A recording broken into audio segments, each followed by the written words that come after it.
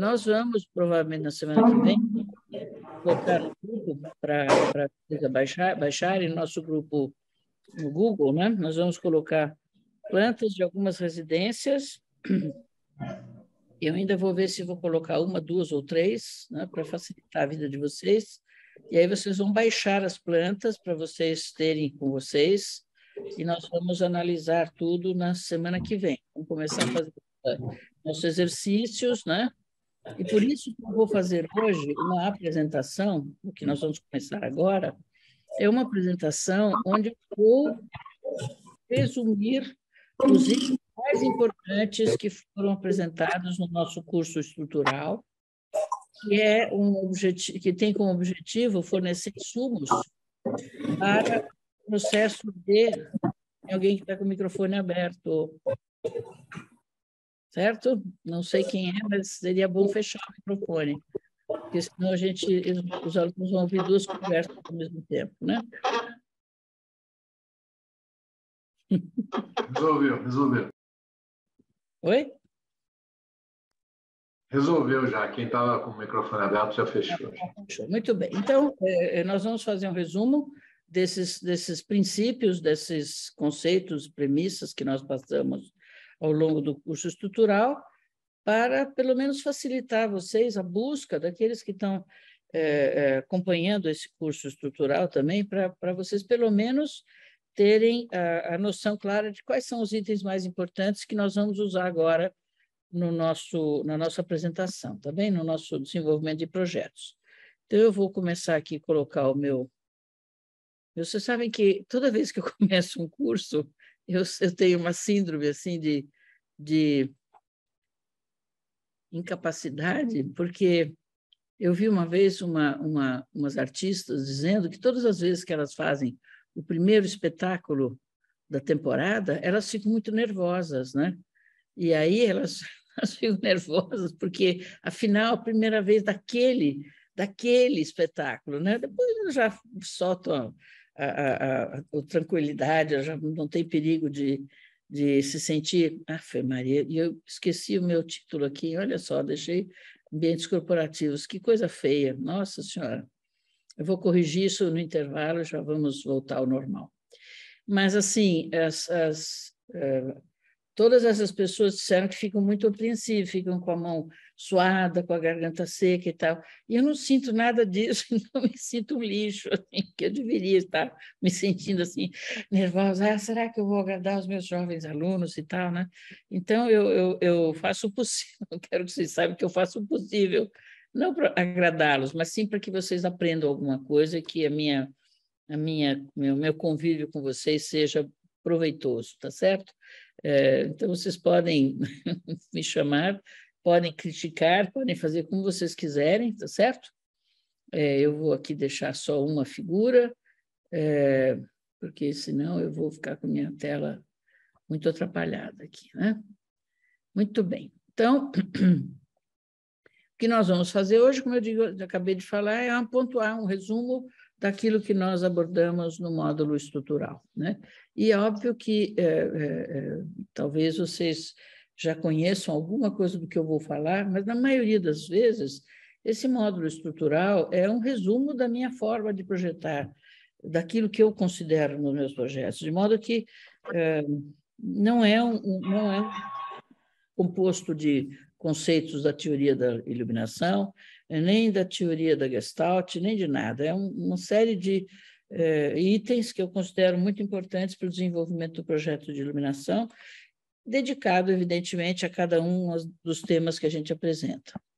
Então, eu vou começar lembrando a vocês, deixa eu visualizar aqui as duas pessoas. Pronto, vou colocar, deixa só um minutinho, eu vou... colocar aqui o meu quadro, porque senão eu não vou visualizar os meninos. Um minutinho só.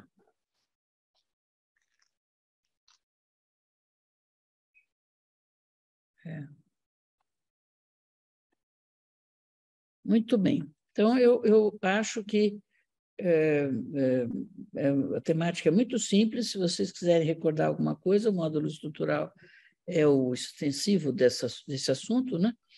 mas o que nós vamos falar hoje é basicamente da relação entre o autor do projeto de iluminação, o seu cliente, de modo a atender plenamente as suas expectativas quando ele nos coloca algum tema para resolver, seja a sua residência, outra coisa qualquer, mas, na realidade, todos os trabalhos que nós desenvolvemos têm como objetivo alcançar essa plena satisfação, essa felicidade do nosso cliente, principalmente porque a iluminação, dentro de todas as disciplinas da arquitetura, diz respeito realmente aos atrativos cênicos de um espaço, né? Os atrativos que podem hoje, com todos os recursos que nós temos, variar conforme o uso, conforme o número de pessoas, conforme o objeto, o evento que esteja se realizando naquele espaço. Então, é muito interessante lembrar sempre que o nosso foco está voltado para o ser humano. Muito bem, então, só recordando o que eu considero uma boa definição, que eu considero a minha definição para a arquitetura, é a arte de conceber e edificar o hábitat humano, seja ele o edifício, que faz parte de um hábitat, né?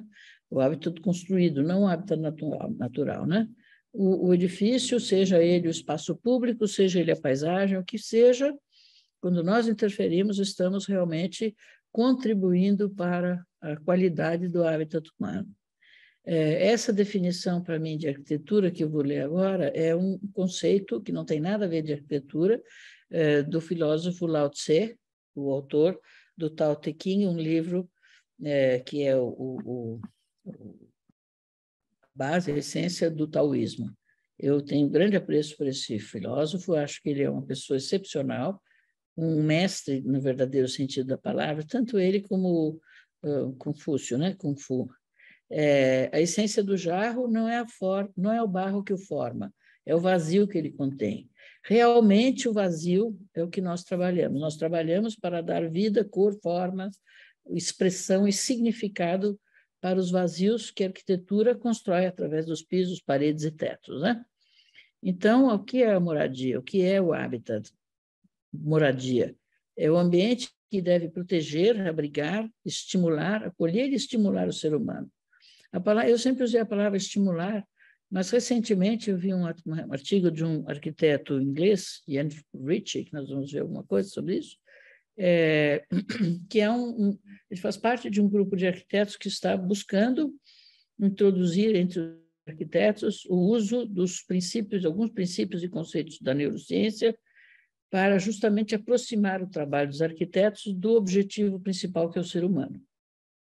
Eu acho até engraçado que a gente tem que falar sobre isso, porque, afinal, desde sempre eu soube que a arquitetura é feita para o usufruto do ser humano, né? Mas, de qualquer modo, esse é o objetivo atual. Está muito na moda falar sobre isso, né?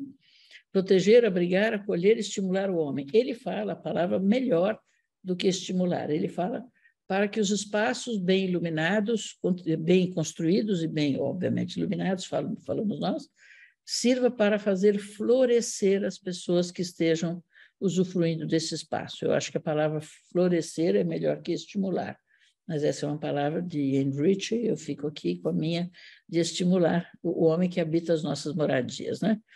E, nesse processo, nós temos que atendê-lo ao ser humano, aos seres humanos que utilizam nossos espaços, de maneira plena, ou seja, atendendo às suas necessidades físicas, fisiológicas do corpo, e as suas necessidades, principalmente as suas necessidades emocionais. Mais ou menos como o físico do ser humano e o psicológico do ser humano, é mais ou menos como a arte e a ciência da iluminação. Eu costumo dizer que a gente não chega à arte sem passar pela ciência. A gente também não chega ao emocional dos seres humanos se nós não passarmos por um pleno atendimento das suas necessidades físicas. Portanto, isso é muito importante compreender. Nós somos realmente a somatória da parte científica da iluminação com cuja ferramenta nós atingimos os nossos objetivos artísticos, que são aqueles que vão atingir plenamente o psicológico e emocional do ser humano, né? Então, por que isso é tão importante? Porque realmente uma pessoa em pleno estado como se diz, de atendimento das suas necessidades emocionais, tem muito maior estabilidade emocional e mental. Portanto, ela é um ser humano que realmente pode florescer mais do que aquele que não tem esse tipo de atendimento, né? Então, nós vamos falar, por exemplo, eu estou mostrando aqui obras muito lindas e muito importantes, né? Isso é o Sony Center, em Berlim, e como a nossa iluminação pode fazer tudo mudar, ou tudo contribuir para que os seres humanos sintam prazer naquele espaço que nós construímos para eles, né? Além da arquitetura, eu faço muita questão de lembrar que o espaço urbano, que é a urbis, habitat urbi, domus urbi, né? A urbe é uma coisa tão importante do ponto de vista da democratização da arquitetura, da democracia na arquitetura, porque o espaço urbano, o espaço público, ele é obrigatoriamente democrático, ou seja, todos os cidadãos podem se servir do espaço público, todos, né? Não há, salvo uma ou outra vez que houve o apartheid na África do Sul, que foi uma coisa bestial, né? Em algumas cidades americanas isso também aconteceu, mas é uma coisa da bestiaria humana, não vai considerar isso. Realmente o espaço urbano é o mais democrático de todos os itens do ser humano. Ninguém pode impedir alguém de andar na rua, de atravessar a rua, de usufruir do espaço, do espaço pleno, das vias, etc. Tudo isso é muito importante lembrar, porque isso aumenta muito a nossa responsabilidade, né? Cidades espetaculares como Veneza e outras, né? São locais que, obviamente, onde nós, obviamente, nos sentimos muito bem, porque são lindas. Então, Veneza é uma coisa maravilhosa em qualquer dessas pequenas vielas, sejam elas cursos de gôndolas ou não, sejam elas praças como essa aqui no centro, né? Que é uma praça linda, onde tem alguns restaurantes maravilhosos aqui do lado. Todos esses locais, a Praça de São Marcos, né, tão conhecida, tão famosa, Catedral de São Marcos, o Palácio dos Dodges, tudo isso é de uma beleza tão grande, é tão emocionante, é tão agradável, que as pessoas realmente se sentem muito bem, se sentem muito estáveis emocionalmente, né? Os espaços públicos da cidade de Nova York são maravilhosos também. Aqui é o famoso rink de patinação de Rockefeller Center, né?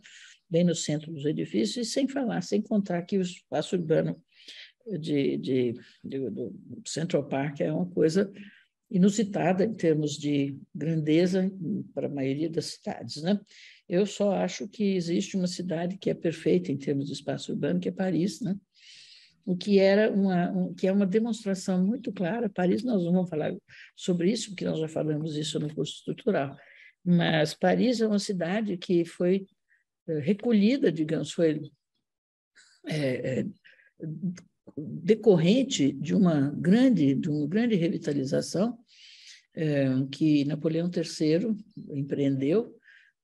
Ele visitou Londres, ficou encantado com a renovação da cidade de Londres, voltou para Paris, em toda a área, principalmente aquela área do Arco do Triunfo, do Champ de Mars, da Torre Eiffel, toda aquela parte nobre, né, onde se encontra o edifício dos Invalides, onde está sepultado Napoleão. Tudo aquilo era uma imensa favela. E, envergonhado da sua própria cidade, o Napoleão III chamou um arquiteto urbanista, Eugène Haussmann, que eles chamam, né? Na verdade é um nome alemão, Haussmann, né? Mas os franceses chamam Haussmann, né? Ele realmente propôs uma renovação completa, abriu ruas como a Rue de Rivoli, que ele não só abriu, mas ele também desenhou os edifícios, definiu as alturas dos edifícios, o corte dos edifícios na parte superior para que a luz fosse abundante dentro da via, e construiu realmente uma cidade espetacular. Eu acho que não há nenhuma cidade no mundo que tenha espaços urbanos em conjunto, porque o Central Park é um recorte da cidade de Nova York, né? E é maravilhoso também, mas Paris é uma cidade que vive recheada de espaços urbanos, de edifícios espetaculares. O Sena é muito bem tratado, ele é muito bem protegido, as amuradas, os passeios, as calçadas, as ilha de la Cité, que é uma maravilha. Enfim, Paris para mim, de longe, a mais linda cidade do mundo, né? Mas, de qualquer modo, só para dizer que nós precisamos muito cuidar de tudo que nós fazemos, porque cada pontinho que a gente faz na arquitetura, mesmo nos interiores, ele vai fazer parte de um conjunto muito maior, e que é um conjunto que os cidadãos podem usufruir, né? Muito bem. Então, a arquitetura, de uma forma geral, é uma matéria muito sofisticada, em primeiro lugar, porque ela lida diretamente com essa satisfação plena do ser humano no seu abrigo, na sua proteção. Segundo, porque ela abrange uma enorme quantidade de disciplinas, algumas relacionadas com a ciência, outras relacionadas com a arte e com o conjunto de disciplinas de humanidades, visando efetivamente unir as duas coisas e tornar os espaços arquitetônicos mais agradáveis e saudáveis para os seres humanos, né? Mas, no nosso caso, especificamente, nós temos uma grande quantidade de disciplinas que se relacionam tanto na ciência e nas artes com a nossa iluminação, e elas devem ser lembradas, porque para atingir o que eu chamo de compreender o ser humano integral, nós temos que conhecer um pouquinho de cada uma dessas coisas. Eu vou citar aqui em resumo a teoria da iluminação, teoria luminotécnica, ou também chamada engenharia de iluminação, onde nós estudamos muito geometria, principalmente por conta dos refletores, compreender ou interpretar os refletores. Ninguém precisa, não estou dizendo que alguém precise desenhar refletores para ser um bom lighting designer, não se trata disso. Mas se trata, sim, de compreender como funcionam os refletores para identificar equipamentos e se eles estão ou não satisfazendo os seus objetivos, né? Mas nós também temos que entender de física, porque a luz é baseada tanto na ondulatória, como principalmente no espectro, na física espectral, né? E na parte geométrica da física, que é a parte justamente de reflexões de materiais de refletâncias, etc. Então, tudo isso faz parte de um conjunto de conhecimento, de disciplinas que nos afeta diretamente, e nós temos que ter contato com isso. Principalmente, a matemática é base de tudo aquilo que a gente faz, mas não é uma matemática avançada, é uma matemática quase de aritmética, não é nada difícil a um arquiteto absorver os conceitos. Não é necessário conhecimentos físicos. O professor Daniel Feldman dá uma cadeira no nosso curso chamada Luminotécnica Descomplicada, onde nós fizemos, eu ensino quando faço projetos, a fazer cálculos muito simples, muito imediatos, para que vocês possam, durante uma reunião de trabalho, verificar rapidamente se aquilo vai funcionar, se aquilo que lhe é apresentado vai funcionar bem ou não, do ponto de vista da iluminação, porque, ao ser indagados, vocês não vão poder dizer para a pessoa que desengaja, geralmente o cliente, ou o gerente, ou o gerenciador, ou o arquiteto, diz: escute, isso aqui funciona, ou temos que aumentar ou diminuir. Vocês não vão dizer: bom, eu vou levar para casa, vou levar para o escritório, vou resolver, depois eu respondo. Você vai ter que responder na hora. Então, para isso, esses cálculos simplificados são extremamente importantes. E todas as pessoas podem fazer isso. Eu vou repetir uma coisa que já falei em outras vezes, de uma aluna, Julice Pontual, de Teresina, que quando nós começamos a falar de pequenos cálculos de uso de trigonometria, ela fala: professora, isso é muito difícil, acho que não vai dar não, eu não vou conseguir, acho que eu vou desistir. E aí eu disse para ela: não desista de jeito nenhum, por favor, porque você vai ver como é simples, né? E ela continuou, e no final do curso, um ano depois, ela falou para mim: eu vou dizer uma coisa, eu não faço mais nada sem fazer cálculo, eu faço tudo tão rápido, tão fácil. Eu falei: pois é, e você queria desistir porque era supostamente difícil. Então, se a Julice conseguiu, vocês todos podem conseguir, né? Bom, outras cadeiras, além da matemática, da geometria e da física, na teoria luminotécnica, são principalmente hoje a fisiologia da visão por conta da percepção, e a endocrinologia por conta dos ritmos biológicos, porque já que temos gânglios no fundo da retina, esses gânglios servem para identificar o espectro luminoso e, com isso, dar instruções para glândulas específicas, em especial a glândula pineal, produzirem hormônios que regem o nosso ritmo biológico. Então, essa descoberta já não é recente, é do início do século XXI, do ano 2002, o fato de nós termos esses gânglios e ser o espectro da luz que influencia no nosso ritmo biológico nos torna muito responsáveis em relação à qualidade fisiológica que nós entregamos quando fazemos um projeto, né? Essa coisa de colocar sempre cores e etc., precisamos tomar um pouco de cuidado para saber se estamos sendo adequados ou não. Além dessas matérias científicas, temos também a psicologia e a neurociência, da qual sai a Gestalt, né? A Gestalt, ela usufrui dos princípios da neurociência para dizer qual é a melhor maneira de desenharmos, porque o cérebro entende os desenhos de uma determinada forma e ele espera que a gente siga alguns princípios que o cérebro considera muito importantes para ter agrado e prazer visual, né?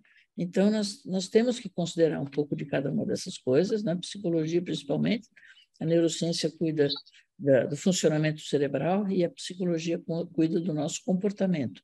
Os inputs que o cérebro nos traz, já que temos sentidos que trazem informações de todo lado para nós diariamente, já que o cérebro faz isso, a psicologia cuida de saber como nós reagimos a esses inputs, qual é o nosso comportamento diante dos inputs que nós recebemos durante o dia, durante toda a vida, né? E, além disso, tanto a história como a filosofia, ou principalmente as artes plásticas, têm muito a ver conosco, né? As artes plásticas afinam o nosso olhar, elas qualificam o nosso olhar de maneira que, à medida que nós temos maior quantidade de boas referências estéticas visuais, nós temos também muito melhor qualidade para desenhar. Nós não percebemos isso, né?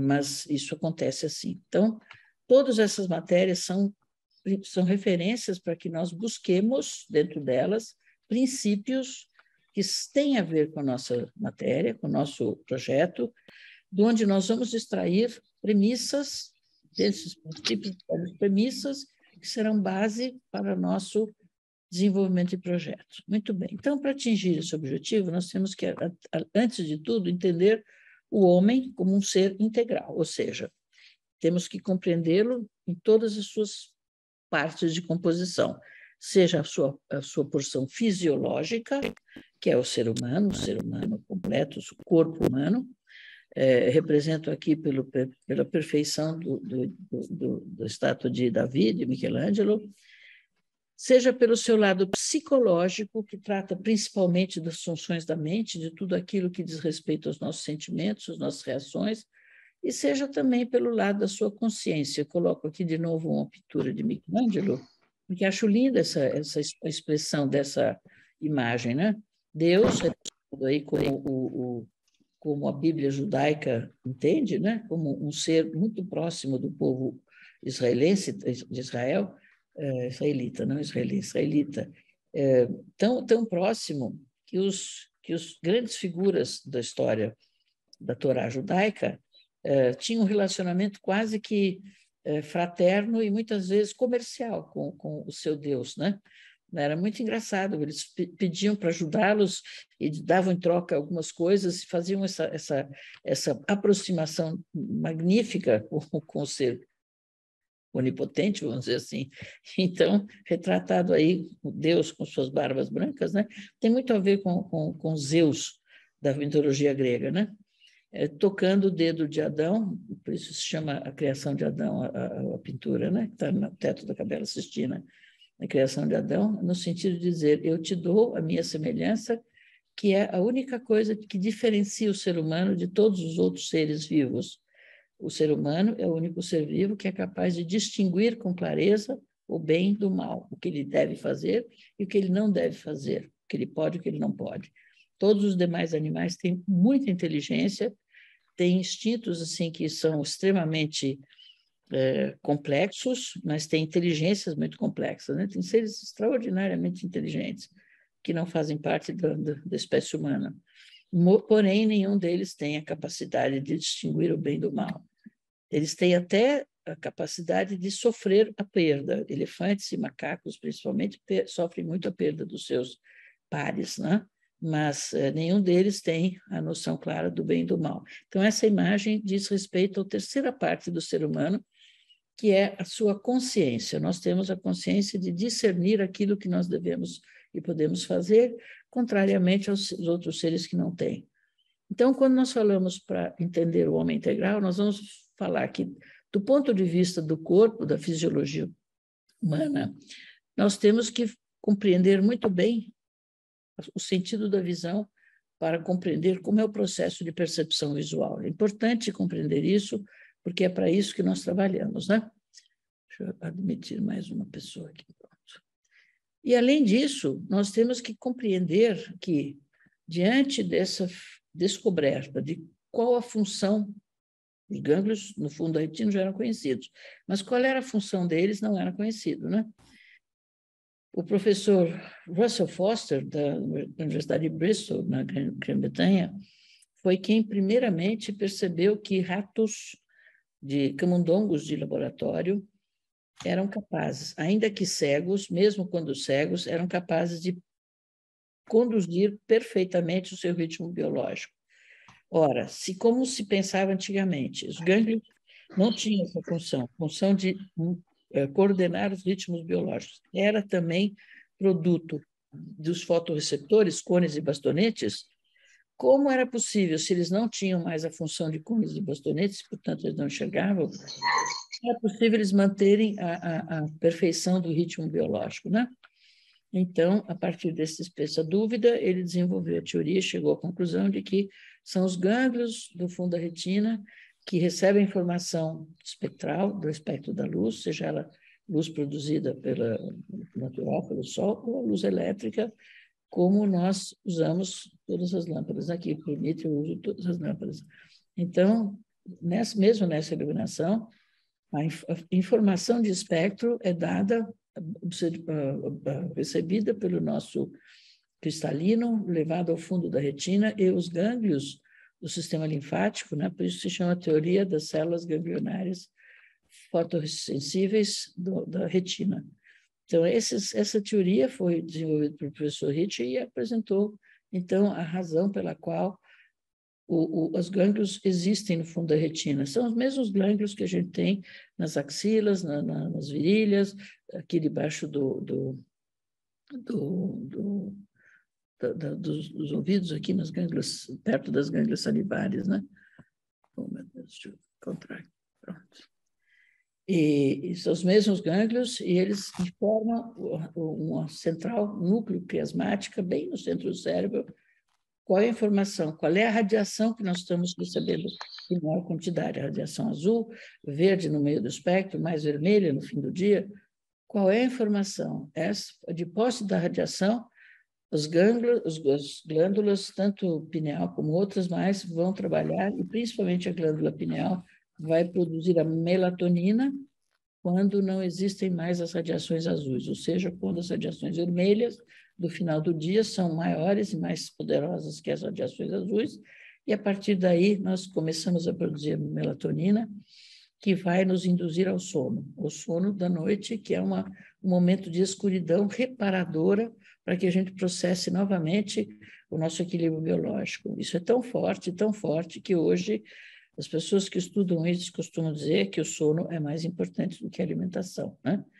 A Mariana Figueiró não só fala isso, como também ela costuma dizer que a desordem gerada pela falta de obediência a esse ritmo circadiano, que gera o nosso ritmo biológico, é responsável pela produção dos radicais livres e das doenças degenerativas, entre elas Alzheimer, Parkinson, câncer, etc., né? Então, nós somos hoje pessoas que temos que ter conhecimento disso, porque os nossos trabalhos, principalmente na área de hospitais e outras, né, estão intimamente ligados a isso. Academias, centros de pesquisa, laboratórios de medição, de saúde e tudo mais, tratamentos, tudo isso tem muito a ver com essa história. Então, não é só o conforto visual que importa, é também o metabolismo humano que importa nos nossos trabalhos. Isto gera o quê? Uma técnica de aplicação da ciência da iluminação, da luz, que nós chamamos de engenharia de iluminação, né? E que é não vamos falar de fisiologia, porque isso é muito pretensioso em relação à medicina, porque o que nós cuidamos é uma coisinha muito pequena e muito superficial. Entendemos isso de maneira muito superficial. Quem tiver vontade de ler o trabalho de David Berson, que foi o pesquisador que se utilizou de todos os estudos do professor Ritchie e apresentou o trabalho de configuração dessa teoria, né? Que foi baseada nas pesquisas do professor Ian Ritchie, mas foi ele que organizou o trabalho de apresentação na academia, né? Então, essa matéria que envolve todo esse trabalho se chama luminotécnica, né? É a técnica de iluminação. Por isso, eu não gosto quando as pessoas chamam o nosso projeto de projeto luminotécnico. Nós não fazemos projeto luminotécnico, nós fazemos projeto de iluminação que envolve luminotécnica e envolve arquitetura e design, concepção. Tá? Uma coisa é a base científica e outra é a arte de conceber os espaços. Então, essa confusão é uma coisa que acaba confundindo um pouco a essência da nossa matéria, né? E, portanto, toda a parte que lida com a fisiologia humana é a parte da ciência da iluminação. No lado seguinte, nós temos, além do corpo, a mente, que não é bem o cérebro, é a mente, é o processador de todas as nossas conhecimentos, de todas as nossas reações emocionais, de tudo aquilo que a gente aprendeu na vida, tudo é feito através da mente. Muito bem. E ela está relacionada ao quê? Não mais à fisiologia, à percepção visual, mas sim à psicologia, principalmente, ao comportamento, à neurociência que realmente processa aquilo que nós aprendemos, né? A neurociência explica como é que o cérebro entende o mundo que nos cerca. É por isso que é tão importante conhecer esses pequenos itens da neurociência. Nós não somos especializados em neurociência, nem devemos ser. O que a gente pode fazer é tirar dos princípios da neurociência aquilo que nos diz respeito na arquitetura e na iluminação para melhorar, qualificar os nossos projetos. Então, tudo aquilo que se repente a parte mental, psicológica do ser humano, consiste nas emoções e nos sentimentos, nas expectativas que nós temos e que os nossos clientes têm, com um grande desafio, né? Os nossos sentimentos têm que atender os sentimentos do nosso cliente, e nem sempre eles são iguais, né? Então, saber como chegar a isso é uma parte da arte do nosso trabalho, né? Então, a mente, nesse caso, é aquela que responde não só pela saúde, mas é pelo conhecimento acumulado, pelas reações acumuladas ao longo do tempo, né? A neurociência chama isso de modelo interno dos seres humanos. Tudo aquilo que nós vivemos, tudo aquilo que nós aprendemos, tudo aquilo que sentimos, tudo aquilo que experienciamos ao longo da vida compõe o nosso modelo interno, né? Então, nesse caso da mente e do comportamento psicológico, nós vamos falar não mais do conforto visual, nós vamos falar do prazer visual, que é aquilo que, além do conforto, que é a técnica da visão que consegue ter boa acuidade, nós estamos que, além da capacidade de ver, nós temos a capacidade de ver bem, ver coisas lindas, coisas que agradam, coisas que estimulam o nosso prazer visual, né?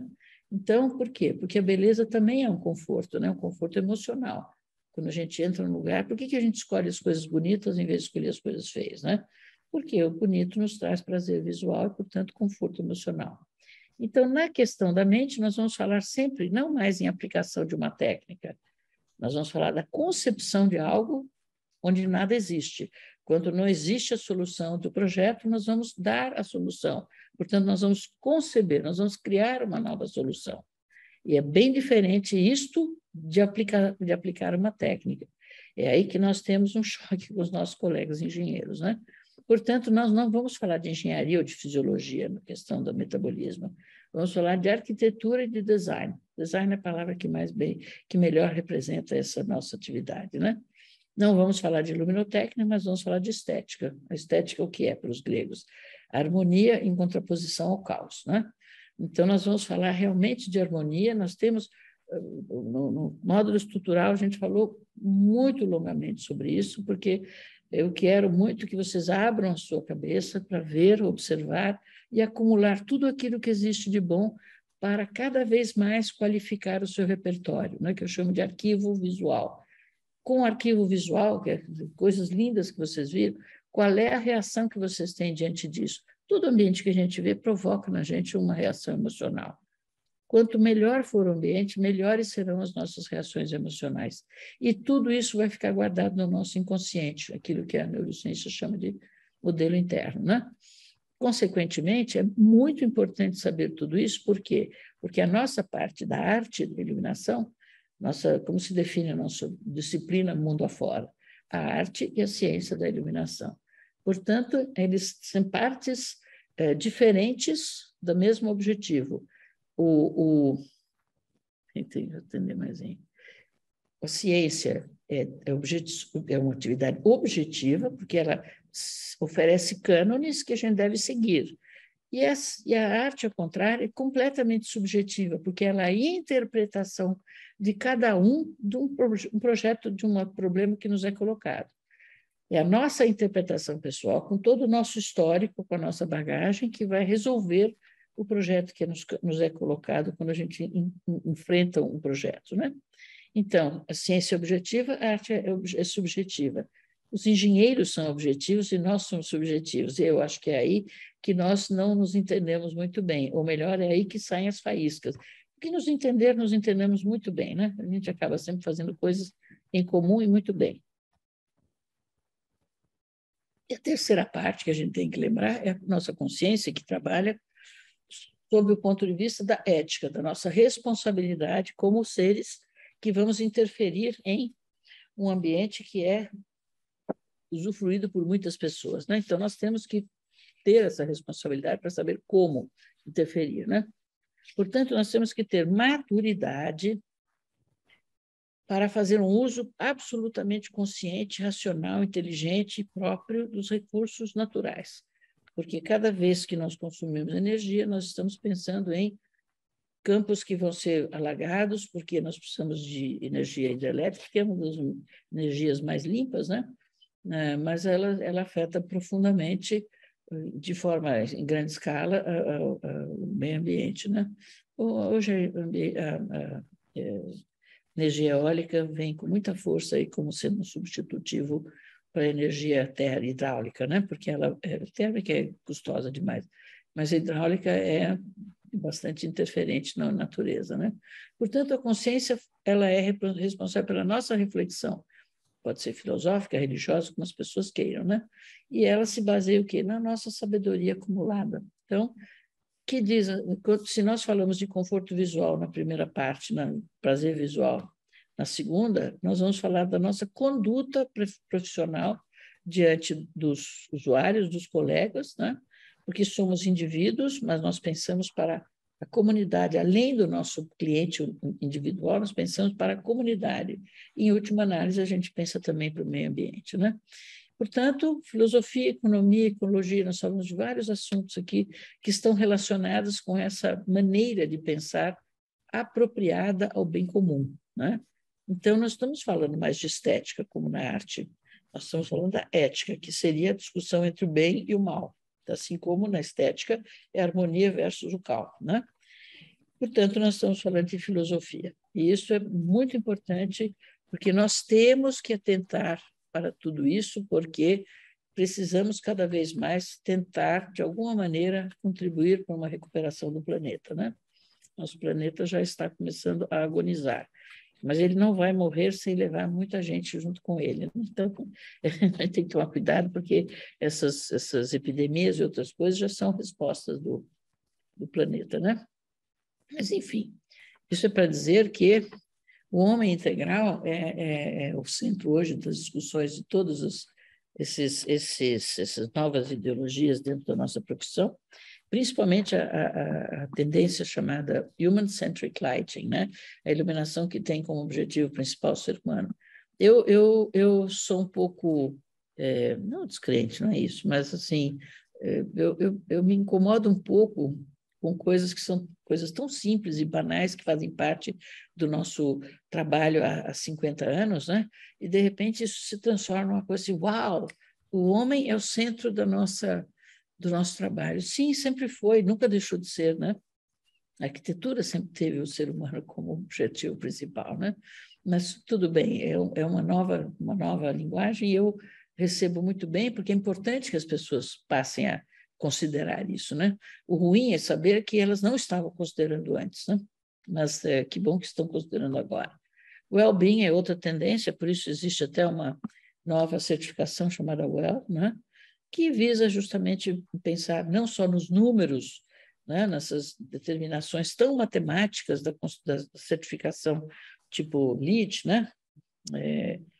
Aqua, etc., eles estabelecem para a Aqua é um pouco mais liberal já, mas o LEED, principalmente, é muito matemático, né? E, na verdade, os seres humanos não são definidos pela matemática, né? os seres humanos são completamente diferentes das regras da progressão aritmética, né? São completamente imprevisíveis. Então, é muito difícil falar naqueles números com tanta perfeição, né? Quem faz curso conosco, no último trecho, preparando para a entrada nas aulas práticas, eu costumo falar sobre a certificação, sobre a normatização, sobre as leis, onde elas são cabíveis e onde elas são completamente descabíveis e intolerantes, né? E o que a gente deve realmente atender e aquilo que a gente deve saber como fazer para aproveitar a norma, mas não ser tiranizado pela norma, né? Muito bem. Aí nós temos uma coisa muito interessante hoje chamada Tunable Lighting, que é um novo modelo de sistema de iluminação que vai permitir que a gente varie não só a intensidade luminosa, mas também a tonalidade do facho luminoso, né? Do espectro. E isto é fundamental para que a gente tente fazer próximo. Perfeitamente não vamos conseguir, porque as intensidades da luz da natureza são infinitamente maiores do que aquelas que a gente pode colocar nos ambientes fechados, né? Nos ambientes condicionados, e isto é um defeito, digamos, da nossa vida enclausurada, que a gente não vai conseguir resolver tão facilmente. Mas, sem dúvida, o ser humano vai achar caminhos, né? Já ouvimos Mariana Figueiró, que estuda isso especificamente, né? Nossa conterrânea que trabalha nos Estados Unidos. Ela já falou sobre luz saturada, que tem melhor resultado, enfim. Isso tudo não vamos falar nesse momento, mas depois podemos falar também, né? Então, isso tudo tem a ver com a nossa responsabilidade e a indústria nos oferecendo ferramentas, porque a indústria já percebeu que a tendência agora é atender a esse tipo de variação da luz, tentando reproduzir minimamente que seja a luz da natureza, né? Outro conceito muito em moda agora, mas muito em moda, porque esse é o mais fácil de praticar, né? Se chama biofilia, né? Ambientes biofílicos, iluminação biofílica para as plantas, porque o que é a biofilia? É a relação, a conexão emocional do ser humano com a natureza, né? O ser humano está voltando a lembrar que ele veio, depois de centenas e centenas e centenas de milhares de anos, ele agora está percebendo que ele viveu ao ar livre, em contato pleno com a natureza, e, de repente, em 150, 200 anos, ele simplesmente se afastou, se enclausurou e destruiu boa parte da natureza, né?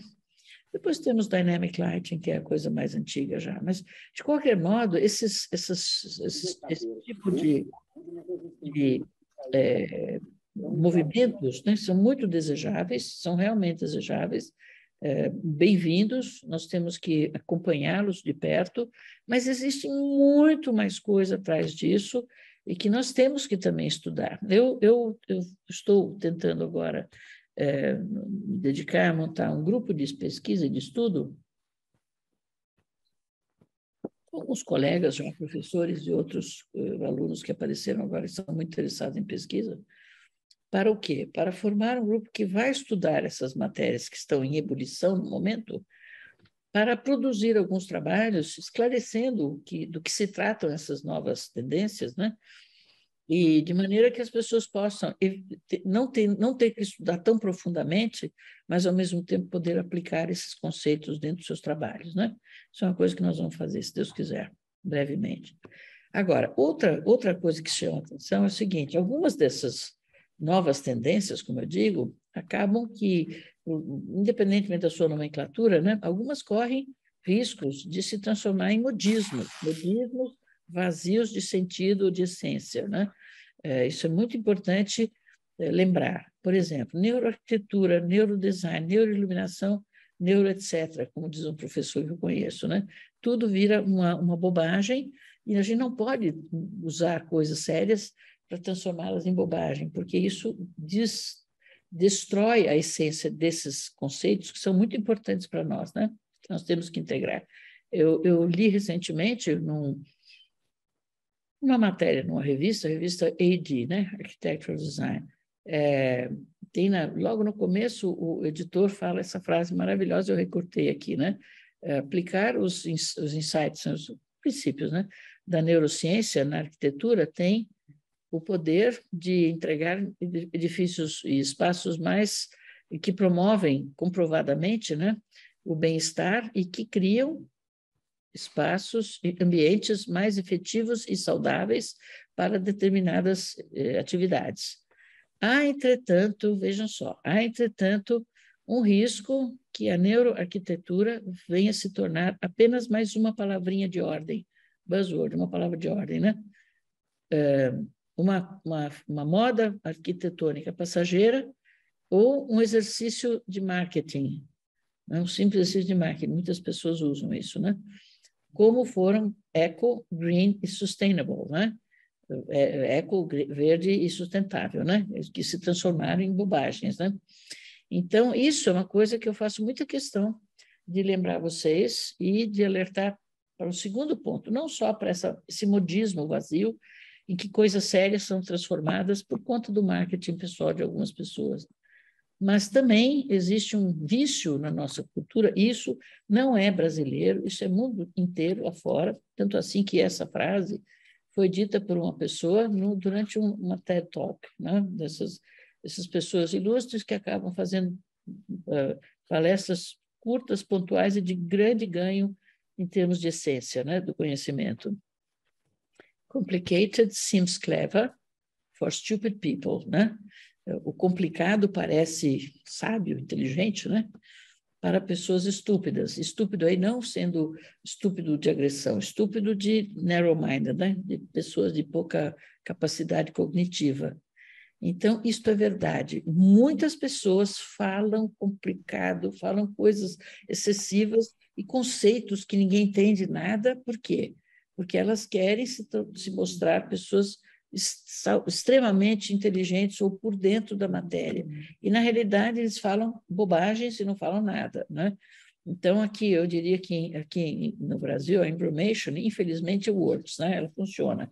Então, na nossa terra, a gente tem que tomar muito cuidado, principalmente com as pessoas que, para justificar o seu afastamento do verdadeiro conhecimento da iluminação, e vejam bem, eu estou falando para vocês isso porque eu desejo que vocês se afastem disso enquanto profissionais. Sigam sempre o seu caminho reto, falem aquilo que vocês conhecem, busquem compreender as coisas para formar a sua opinião, não se liguem na opinião alheia.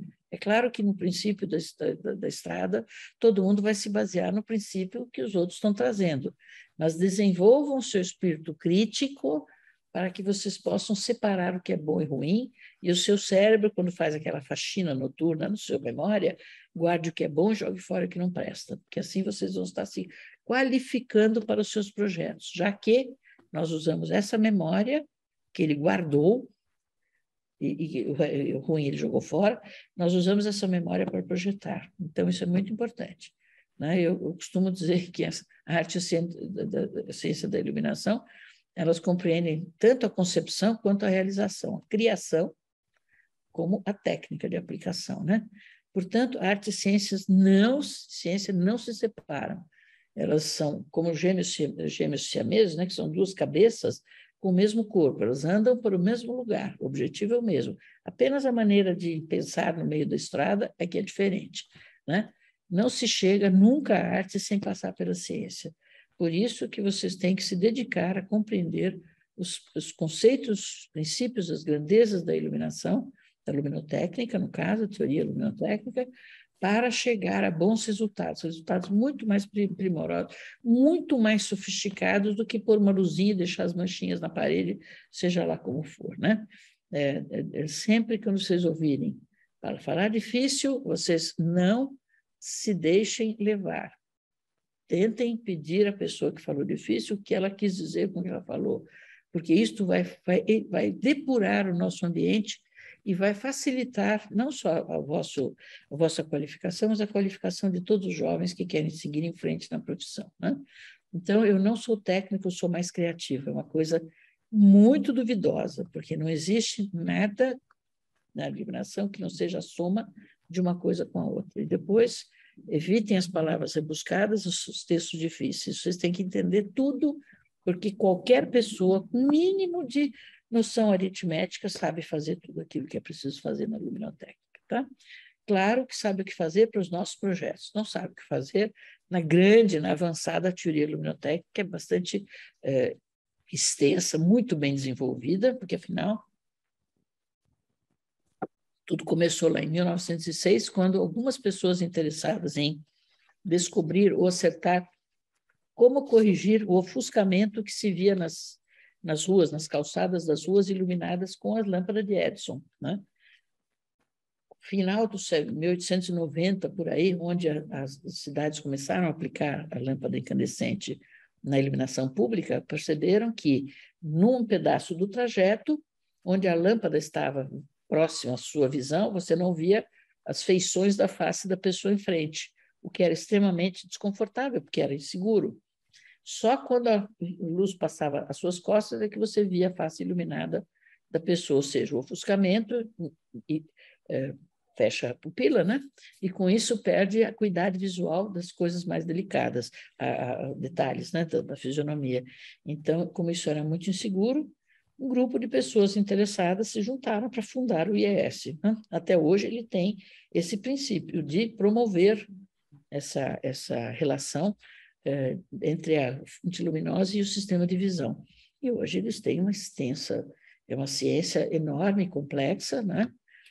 Dirigida principalmente por dois mestres americanos, o Mark Rea e o professor David Laura. São dois professores eminências na iluminação, pessoas que a gente deve muito a eles, né? Pela conduta do desenvolvimento das pesquisas que formaram, que compreenderam, que nos entregaram tudo aquilo que está contido no IES Lighting Handbook, né? Que é uma coisa absolutamente fantástica, né? Então, vamos lá.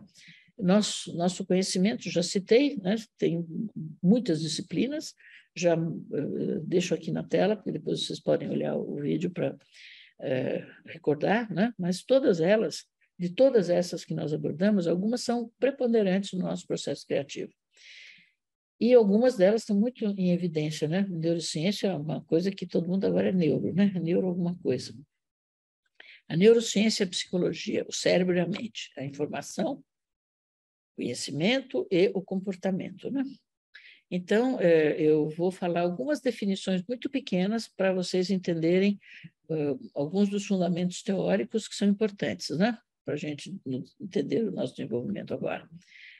O cérebro é o conjunto de células, principalmente neurônios, né?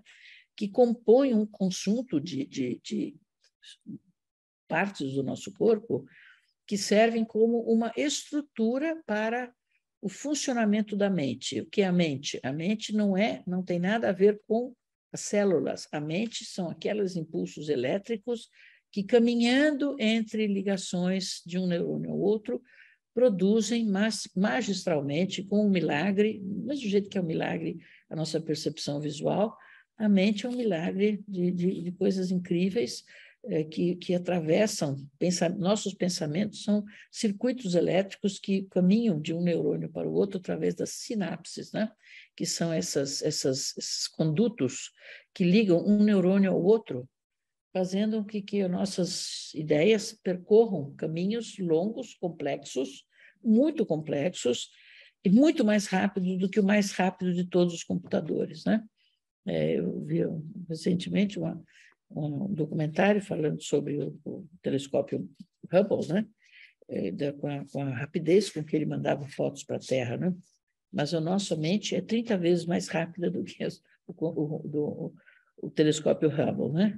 Então, vejam, a mente humana, é por isso que eu digo para os meus jovens alunos que eu prefiro desenhar lápis, porque quando a gente desenha lápis, a gente vê 1, 2, 3, 4, 5, 10 alternativas diferentes para uma solução com muita rapidez. E isto, embora os aplicativos de cálculo processem os cálculos matemáticos com muito mais rapidez, eles tornam possível a nossa perfeição luminotécnica hoje, mas por mais que eles sejam rápidos, no caso do desenho, da concepção, a nossa mente resolve muito mais rapidamente alternativas de soluções do que o computador, né? Tem aí as expectativas da inteligência artificial que vai poder fazer isso via computador e com muito mais rapidez, não duvido. Mas na questão da concepção das nossas soluções, desenhar a lápis continua sendo muito mais rápido. Por isso que a gente não poderia perder o hábito de usar a lapiseira, né? Eu visitei alguns escritórios de arquitetura nos Estados Unidos, em todos eles, os diretores e corpo de pessoas que gerenciavam os projetos, todos eles desenhavam maravilhosamente bem. Todos eles tinham nas suas paredes os seus estudozinhos, né? Perspectivas de edifícios e tal, muito bonitos, né? Depois da concepção realizada, aí o processo entra para a máquina e aí a máquina resolve muito mais rapidamente, né? Mas esses neurônios, prestem bem atenção. Eu li recentemente, li um estudo do professor de medicina da Universidade de George Washington, né? Em Washington. Os neurônios não envelhecem, nós não perdemos neurônios, a não ser por algumas doenças degenerativas, né, que a gente já conhece, pela epilepsia principalmente, pelas convulsões, né? E a única coisa que nós perdemos e que nos faz perder a capacidade cognitiva é a ligação entre um e outro. Porque os neurônios não morrem, porém as ligações entre um e outro diminuem e deixam de funcionar, né? Elas diminuem de poder e elas deixam de funcionar. Como? Quando a gente não pratica o raciocínio, quando a gente se acomoda, quando a gente diminui o nosso espectro de relacionamentos, né? E quando a gente não estuda mais. Portanto, mente atuante, mente ativa, é dependente dessas funções. Obviamente, Alzheimer não segue essa linha, porque ele é uma doença invasiva do sistema neurológico, né? Então, infelizmente, o Alzheimer escolhe a dedo pessoas super inteligentes, super produtivas, como uma amiga minha que faleceu depois de 7 anos e que era a pessoa mais genial e brilhante que eu conheço, Arilda Cardoso Souza, arquiteta em Salvador. Então, a gente tem que lembrar que, quando nós produzimos ideias, nós estamos salvando a nossa relação de pensamentos, a nossa capacidade de desenvolver pensamentos, salvo as doenças degenerativas neurológicas, mas pelo envelhecimento normal, natural, a gente pode ter cérebros melhores. O estudo diz que aos 60, 70 anos e até 80 anos, o cérebro tem muito maior capacidade de resolver problemas, porque a quantidade de informação que ele já gerou, de experiência que ele já gerou, produz com muito mais rapidez soluções alternativas de melhor qualidade. Ao contrário dos jovens, que pensam mais rápido, mas pensam com muito mais quantidade de erros, né? Isso não é vantagem nenhuma, porque eu posso dizer que a idade pode ser ótima para a mente, mas para o corpo é uma droga. É muito ruim, né? Eu sou a prova disso, mas enfim. Cérebro e mente. O que é o cérebro? O cérebro é o conjunto de células, como eu disse, né? Do sistema nervoso, que permitem à mente produzir os seus raciocínios e as suas ideias. A mente é o estado de consciência, aquilo que nós produzimos todos os dias, que recebemos de inputs e produzimos de output, né? É a parte imaterial do cérebro, né? É a parte não tangível do sistema nervoso, enquanto que a outra é a parte material do sistema nervoso, né? O cérebro. Portanto, a mente é quem produz as ideias, portanto, nosso estado mental é aquele capaz de produzir o nosso relacionamento, o nosso aprendizado, nossas propostas de trabalho, de estudo, de tudo, né? E a mente se compõe de 3 partes, isso é importante saber. A parte inconsciente do nosso inconsciente, que é tudo aquilo que nós recebemos ao nascer. Quando nós nascemos, nós temos já uma memória gravada na nossa mente da criancinha pequenininha, e que é uma memória que vem trazida dos nossos ancestrais, ou seja, de toda a raça humana que viveu antes de nós, e, obviamente, ela traz todas as precauções com a sobrevivência, principalmente, né? Então, traz cuidados com os animais, com os predadores, medo da escuridão, tudo aquilo que afligiu a humanidade nos seus primórdios, vem ainda hoje traduzido nesse que eu chamo DNA ancestral, né? Aquilo que é a nossa parte inconsciente, que não é só os medos e preocupações, mas também nós nascemos com a capacidade de sugar o seio da mãe, fazer pipi, comer, né? Chorar quando sente fome para sobreviver, né? Então, a gente nasce com uma opção de capacidades e mesmo de precauções, né? Ao mesmo tempo, né? Habilidade para se desenvolver e precaução para se defender e sobreviver.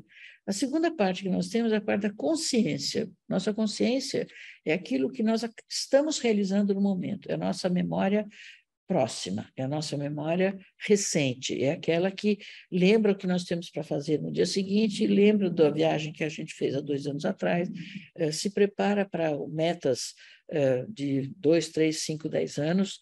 Isso tudo é nossa memória recente, a memória que está no nosso consciente. É com ela que nós atuamos diariamente.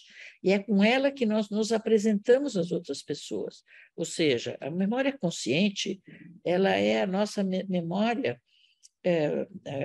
que cuida para que os outros não nos estranhem. É aquilo que é a nossa censura social, vamos dizer. Nós não vamos chegar na reunião e dizer, puxa vida, você está com o cabelo branco, está gasto, velho, está horrível, né? Você não vai falar isso. Você pensa assim, nossa, fulano está horrível. Agora mesmo eu falei para o Pedro Lourenço que ele estava com o cabelo branco, mas ele não está horrível, porque a cara dele está jovem, né? Eu gostaria de ter com o cabelo branco, mas não sei, ter uma fisionomia tão jovem quanto a dele. Então, a gente não fala para os outros coisas desagradáveis, né? A não ser uma outra maluca que é, assim, sincericida, né? Então, que costuma falar coisas, às vezes, que nem deveria falar. Mas o consciente é realmente um repressor dos nossos ímpetos. Já o subconsciente é aquele que reserva o nosso poder interno e é tudo aquilo que, de fato, nós somos. Quem nós somos? Nós somos o nosso subconsciente. Por isso que muitas pessoas, quando bebem e perdem o contato com a sua consciência, passam a ser aquilo que está no seu subconsciente. Aí eles falam tudo o que eles estão pensando, né? É muito interessante ver um bêbado falando, né? De vez em quando ele solta o verbo, e é muito divertido. Mas isso é a nossa memória inconsciente. E por que ela é importante? O inconsciente não, subconsciente. Por que o subconsciente é importante? Porque quando nós desenhamos, nós usamos o subconsciente, nós já vamos lá, isso aqui assim, aquilo, estou enxergando, eu estou vendo assim, prefiro assado. Por que ele desenhou assim? Eu acho que deveria ser essa. Tudo aquilo é o nosso subconsciente que está nos guiando. Inclusive porque o subconsciente tem poderes sobre a nossa consciência, ou seja, quando você vê um apartamento que, puxa, esse prédio é tão legal, fica perto do meu amigo tal, fica perto daquela pessoa, tá? Adoraria comprar. Mas, olha, mas a construtora não é séria, hein? Toma cuidado, porque daqui a pouco eles vão quebrar. Aí você fala, pode quebrar. Mas, em compensação, o outro fulano comprou, então não deve estar quebrando. Você faz tudo para justificar o que o seu subconsciente deseja. E é por isso que, quando nós projetamos, a gente tem que prestar muita atenção para não se deixar levar naquele negócio assim, não, mas assim vai ficar melhor, o senhor prefere assado, mas assim é melhor. Ouça o seu cliente, porque é ele que vai morar no edifício, no seu ambiente, é ele que vai morar no local onde você projetou a iluminação.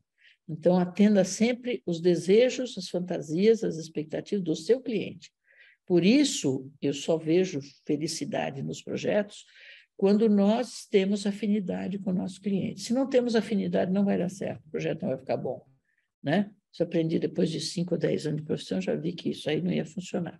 Mas, de qualquer maneira, estou dizendo por que o subconsciente é importante.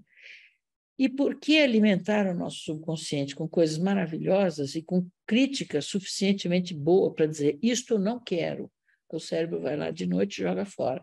E abre espaço para as coisas boas que vêm pela vida. Né? Por que a gente esquece quando é mais velho? Porque tem coisa demais na cabeça para lembrar, né? Então, não é porque está com alguma deterioração, é porque realmente a memória é limitada, vamos dizer assim, né? Apesar de ser enorme. Muito bem, então, todos os nossos sentidos são aquele parte do corpo que nos permite compreender, sentir o ambiente em volta, né? O mais importante sentido é o olho, é a visão, né? A visão é responsável por imensa maior parte daquilo que a gente apreende ao longo da vida, cerca de 80%, né? Depois a audição, depois o tato e depois o olfato e o paladar, né? E todos eles não se realizam nos órgãos receptores, se realizam nos córtex internos do cérebro, né? Córtex visual, auditivo, gustativo, olfativo e o tato que vem pela coluna cervical, né? Então, isso tudo para dizer o seguinte, quando o professor Russell explicou as teorias dos gânglios, ele lembrou que toda a luz e informação espectral que vem pelos olhos, vem pelo nervo, chega até o córtex visual pelo nervo óptico, o córtex visual interpreta tudo aquilo com os cones e bastonetes, mas a outra informação vai para os gânglios, e os gânglios pegam a informação da radiação predominante da luz naquele momento e mandam tudo isso para um núcleo central aqui no centro do cérebro, e esse núcleo distribui a informação para os gânglios, para as glândulas, que vão produzir os seus hormônios conforme a necessidade do ritmo biológico. E a glândula pineal é fundamental nessa escolha, nessa seleção. Por quê? Porque ela é responsável por produzir a melatonina, e a melatonina é um hormônio que nos tira do estado de alerta e nos leva para o estado de relaxamento, né? Estado de relaxamento que nos prepara para a noite. A noite e a escuridão da noite são fundamentais para o nosso ritmo biológico e para estarmos em harmonia conosco mesmo, né? É claro que todos nós estamos bem longe disso, porque nós estamos numa bagunça na nossa vida que agora está difícil de retomar, né? Mas, enfim, eu sempre acredito que o ser humano vai alcançar tudo, né? E que o planeta vai se regenerar e que a nova juventude vai cuidar disso muito bem. Eu tenho plena confiança nisso. Porque coisas estão acontecendo que mostram que isso é possível, né? Aqui tem um quadrinho que vocês vão ver depois, assim, o sistema nervoso simpático, é aquele em que nós vivemos durante o dia. Por quê? Durante a noite. Por quê? Porque ele dilata a pupila. Falta de luz, dilata a pupila. Então, durante a noite, a gente tem menos salivação, claro, porque a gente não vai se engasgar com a saliva, né? Relaxa os brônquios, respira mais devagar, não respira tanto, acelera o batimento cardíaco, inibe a atividade do estômago e do pâncreas, inibe as atividades do intestino. E vejam, estômago, pâncreas e intestino. A gente não poderia comer sem luz à noite, porque isto faz muito mal, porque esses sistemas estão parados. Quando a gente põe comida para eles, eles têm que trabalhar muito forçados. E isto é um motivo de produção de radicais livres, né? Então, assim, tudo isto para dizer que durante o dia é tudo ao contrário, né? A pupila contrai, a saliva é maior, os brônquios ficam contraídos, você tem que respirar mais forte, os batimentos cardíacos diminuem, enfim, tudo aqui está colocado para vocês verem como nós somos diferentes ao dia e à noite, né? Daqui a pouco a gente vai ver figurinhas, eu estou ainda falando da teoria, mas a gente já vai ver figurinhas. E aqui nós vamos começar a falar sobre o nosso trabalho de agora, que são aulas práticas. Por quê? Eu já vou dar ainda uma matéria de metodologia de projeto para iniciar esse processo. Porém, nós temos na metodologia de projeto 2 etapas importantes. Uma é de concepção do projeto e a outra de realização prática do projeto, né? A de concepção é inteiramente mental. Aliás, as duas são mentais, mas é uma somente de concepção. Nós não vamos falar em tarefas técnicas objetivas. Nós vamos falar de como nós devemos ver o espaço que nós recebemos para iluminar. Como ele deve ser? Ele deve ser mais difuso, mais suave, mais intenso, mais cheio de contrastes, mais cheio de surpresas. Como deve ser esse espaço? Qual é a expectativa do usuário em relação ao espaço? Uma vez que nós definimos isso, onde é que nós vamos procurar?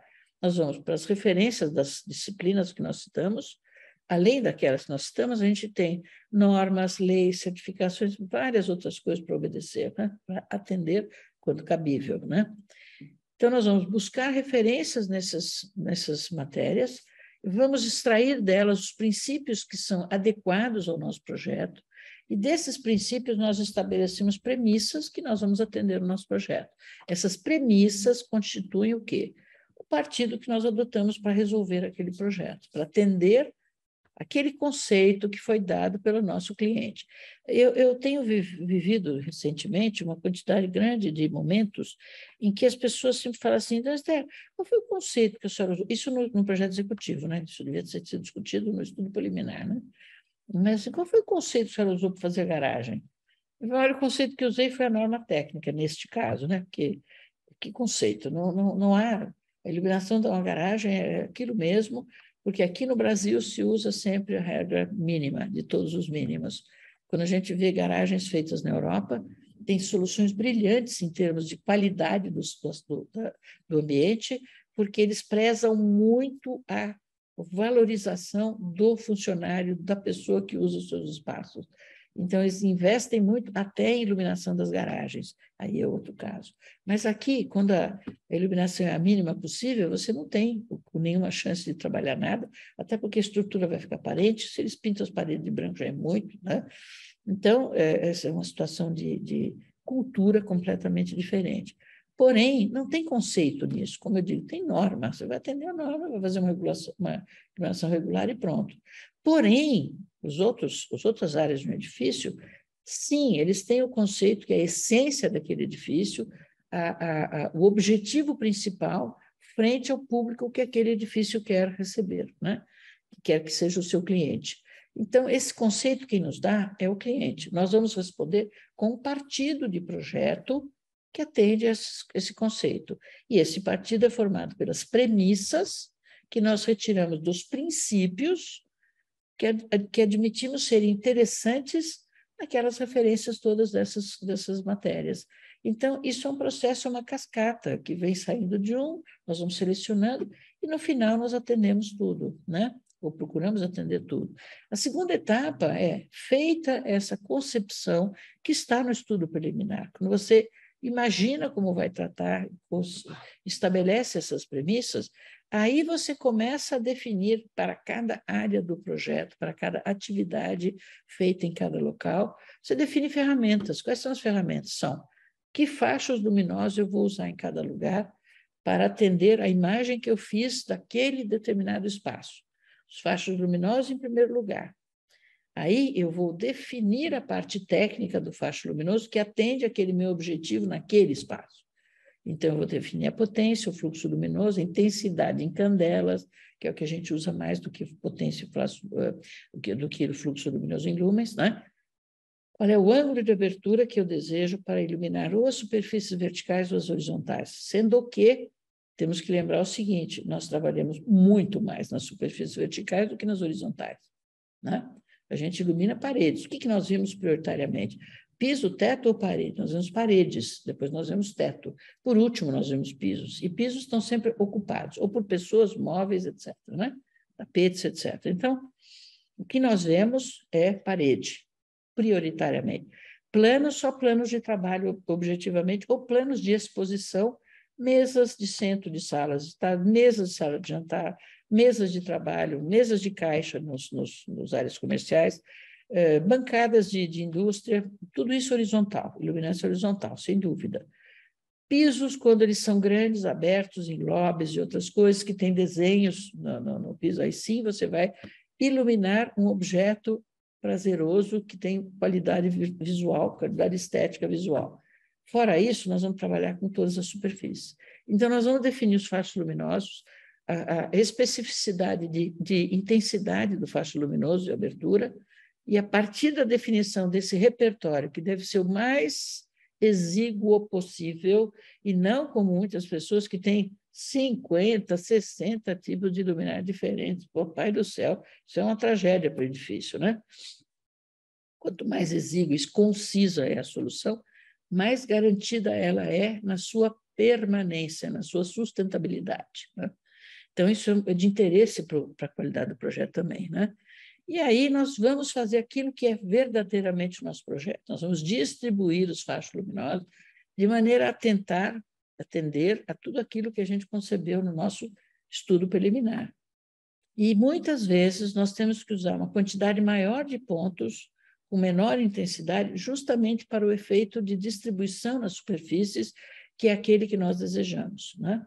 Quando nós falamos em iluminação horizontal, isso é menos perceptível, mas nas verticais, a distribuição de pontos tira manchas na parede, não fica fazendo desenho de faixinha na parede, que é uma coisa tão brega, né? Tão cafona, tão feia, né? Mas, enfim, a gente tem que distribuir conforme a nossa necessidade. E quando o cliente fala, mas tem muito ponto, tem mais ponto do que devia, porque a sua geometria assim exige, né? E aí nós temos o quê? O bom recurso dos aplicativos, que hoje são maravilhosos, e que a gente mostra para eles, com 2 ou com 4 ou 6, como nós precisamos, né? 1 ou 2 pontos ou 4 ou 6, porque eles acham que se o facho dá X lumens, você, aumentando os lúmenes do facho, você pode diminuir o número de lúmenes. Não é nada disso, né? Nada disso. Então, a gente tem um trabalho assim, permanente de aculturamento dos nossos clientes, né? Mas é interessante porque é assim mesmo, a vida é assim, né? Até hoje eu estou contando assim, o princípio era as trevas, né? O Senhor disse, faça-se a luz. E a luz foi feita. Em alguns casos, conosco, a luz não é feita, né? Porque a pessoa não consegue, né? Mas a terceira etapa seria a apresentação do cliente, nós vamos tratar disso agora, porque a apresentação do cliente é apenas um trabalho gráfico, né? Que tem que ser claro, porque a gente tem que passar a nossa mensagem de forma concisa, como manda a Gestalt, né? Tudo. Se você quer que a pessoa entenda, a neurociência diz, use poucas palavras, mas diga exatamente as palavras que vão transmitir o seu conceito, né? A sua ideia. Muito bem, então, as nossas referências são aquelas matérias, os princípios são os temas dentro de matérias científicas, dentro daquelas disciplinas, as premissas são os itens presentes nos princípios que formam o conjunto do nosso partido, com quem nós vamos atender o conceito. Critérios. Muitas pessoas, as pessoas confundem muito, né? O que são parâmetros, conceitos, tudo isso, falam tudo errado, mas, enfim, então vamos ver se a gente cria um padrão aqui que seja um pouco mais consistente entre nós, né?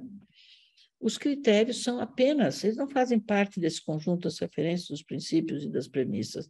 Os critérios são apenas padrões, não são padrões de aplicação daqueles critérios que nós usamos antes, né? E que, para determinadas soluções, você os faz recorrentes. Então, por exemplo, na fachada de um edifício, dá um exemplo banal, assim. Eu uso o critério de que todas as luminárias têm que estar com a mesma distância de todos os pilares, porque assim todos os pilares na fachada serão iluminados com o mesmo desenho, o que é muito bom para a harmonia do edifício, né? Isso é um critério que eu uso. Eu posso usar um outro critério, vou usar a iluminação horizontal para não perceber nenhuma saída luminosa, porque essa luminária tem melhor corte de ângulo da iluminação no sentido transversal do que no longitudinal. Então, se eu colocar o sentido transversal olhando para a fachada, eu vou ter maior controle sobre nenhum brilho dentro do edifício. Ao contrário, eu quero ver as linhas luminosas. Então, eu vou usar o sentido transversal, aquele que eu vejo, vou ver a linha luminosa luminária, porque eu quero que apareça esse desenho na fachada. E por assim vai. Nós podemos fazer esses critérios. Da mesma maneira, eu posso usar o critério de usar a bancada do banheiro de uma determinada iluminação, a bancada da mesa de jantar de outra, porque eu tenho critérios já consagrados com isso, né? A gente não pode sempre lembrar que a gente deve sempre, né, isso é a teoria científica, né? O modelo francês de pensar, sempre assim, você tem que duvidar daquilo que você acreditava até ontem, para você ver se aquele conceito é mesmo ou não. Então, duvide de você mesmo, sempre, porque assim você já está checando aquilo que você pensa. Isso é muito bom, porque quando alguém me fala, olha, aqui não está dando certo, eu vou imediatamente, revejo todo o meu cálculo e tudo mais, e digo, puxa, no meio do processo, eu digo, eu podia ter melhorado aqui, aí já conserta alguma coisa. O processo de qualificação é permanente, não termina nunca, né? Então, é muito bom a gente estar sempre se questionando pessoalmente, né? Muito bem. Então, lembrando outras coisas dentro desses princípios que nós temos que atentar, outras pequenas definições, né? A nossa mente trabalha permanentemente. Nosso cérebro, nós vamos dormir, mas ele continua trabalhando, né? Ele resolve problema, ele cria expectativas, sonhos, né? Estabelece novas metas, ele mostra novos objetivos. E por isso, né? Sempre, sem que nós percebamos, o nosso subconsciente está sempre no nosso comando, ele está sempre gerenciando aquilo que nós produzimos de ideias, né? E é por isso que um dos nossos desafios é trabalhar para alcançar o objetivo do cliente. Nosso cliente também é um ser humano como nós, ele está em permanente ebulição, particularmente na residência. A residência é o repositário dos maiores sonhos das pessoas, e eles estão em constante ebulição, e a gente tem que tolerar essa ebulição, porque nós também estamos em constante ebulição quando desenvolvemos as propostas de projeto. Então, chegar a um meio comum, por isso que eu digo, se não há afinidade, se há afinidade, o caminho já está pela metade. Se não há afinidade, é uma luta em glória, porque o nosso subconsciente vai brigar com o subconsciente do cliente, não vai dar certo, né? Muito bem, então, na residência, como eu digo, é mais ou menos esse cabo de força aqui. Nós tentamos controlar o nosso subconsciente, mas quem manda em nós é o nosso subconsciente, né? Muito bem. Então, agora nós vamos falar realmente dos princípios que a gente extrai, tanto da neurociência como da psicologia, né, que se aplicam à arquitetura. E aí nós vamos começar a falar coisas que importam bastante na sua memória, né? Algumas manifestações humanas, elas são inerentes à nossa natureza. Como eu disse, elas são reações emocionais, hábitos, traumas que vêm dos nossos ancestrais há milhares de anos, né? É a memória chamada memória inata, aquela que vem conosco, né? É o nosso inconsciente. E, geralmente, eles estão ligados à sobrevivência, porque os homens primitivos tinham uma dificuldade enorme para sobreviver, tanto assim, a vida útil não passava de 20 a 30 anos, né? Mas, assim, isso eu chamo de DNA ancestral, porque isso facilita a compreensão, né? Outros das nossas manifestações são decorrentes de comportamentos que nós adquirimos ao longo da nossa experiência de vida, né? Então, esses são hábitos que se relacionam com a nossa região, a nossa cultura, a nossa determinada época de vida, né? Ou então a nossa atividade. Por isso que é muito perigoso que nós pensemos sempre da mesma forma, ou as práticas recorrentes que podem se, né, que a gente alimente práticas recorrentes que podem se transformar em vícios, ou até modismos, o que é pior ainda, né? E isso daí é muito bem explicado pela psicologia, né? Eu não sei se eu chego a descrever, mas eu acho que eu devo descrever o que se chama o efeito manada da psicologia. Eu vou falar depois, mas eu acho que cabe agora, a gente pode pular depois. Essas manifestações, tanto da nossa natureza inata como da psicologia no nosso comportamento, são determinantes em muitas das nossas decisões de projeto, né? Por isso elas devem ser compreendidas, né? E isso daí é o seguinte, algumas dessas coisas vêm da necessidade de pertencer a um grupo social, né? O ser humano precisa, ele é absolutamente dependente do seu grupo social, do grupo onde ele vive. Por isso ele quer ser aceito pelo grupo, por isso o bullying é tão ruim, né? Porque ele exclui a pessoa do grupo e a pessoa se sente sem chão, porque ela só sabe viver em conjunto com os colegas, né? Com os amigos. Então, algumas dessas coisas precisam ser muito bem tratadas, muito bem tratadas, para que a gente não erre na discussão do nosso cliente, né? Tem algumas coisas antes, né? Que é a experiência da nossa percepção visual, né? A percepção visual acontece, vocês devem saber disso e já devem ter ouvido, né? O olho, que é apenas um órgão receptor, colhe todas as informações da luz que chega ao fundo da retina, né?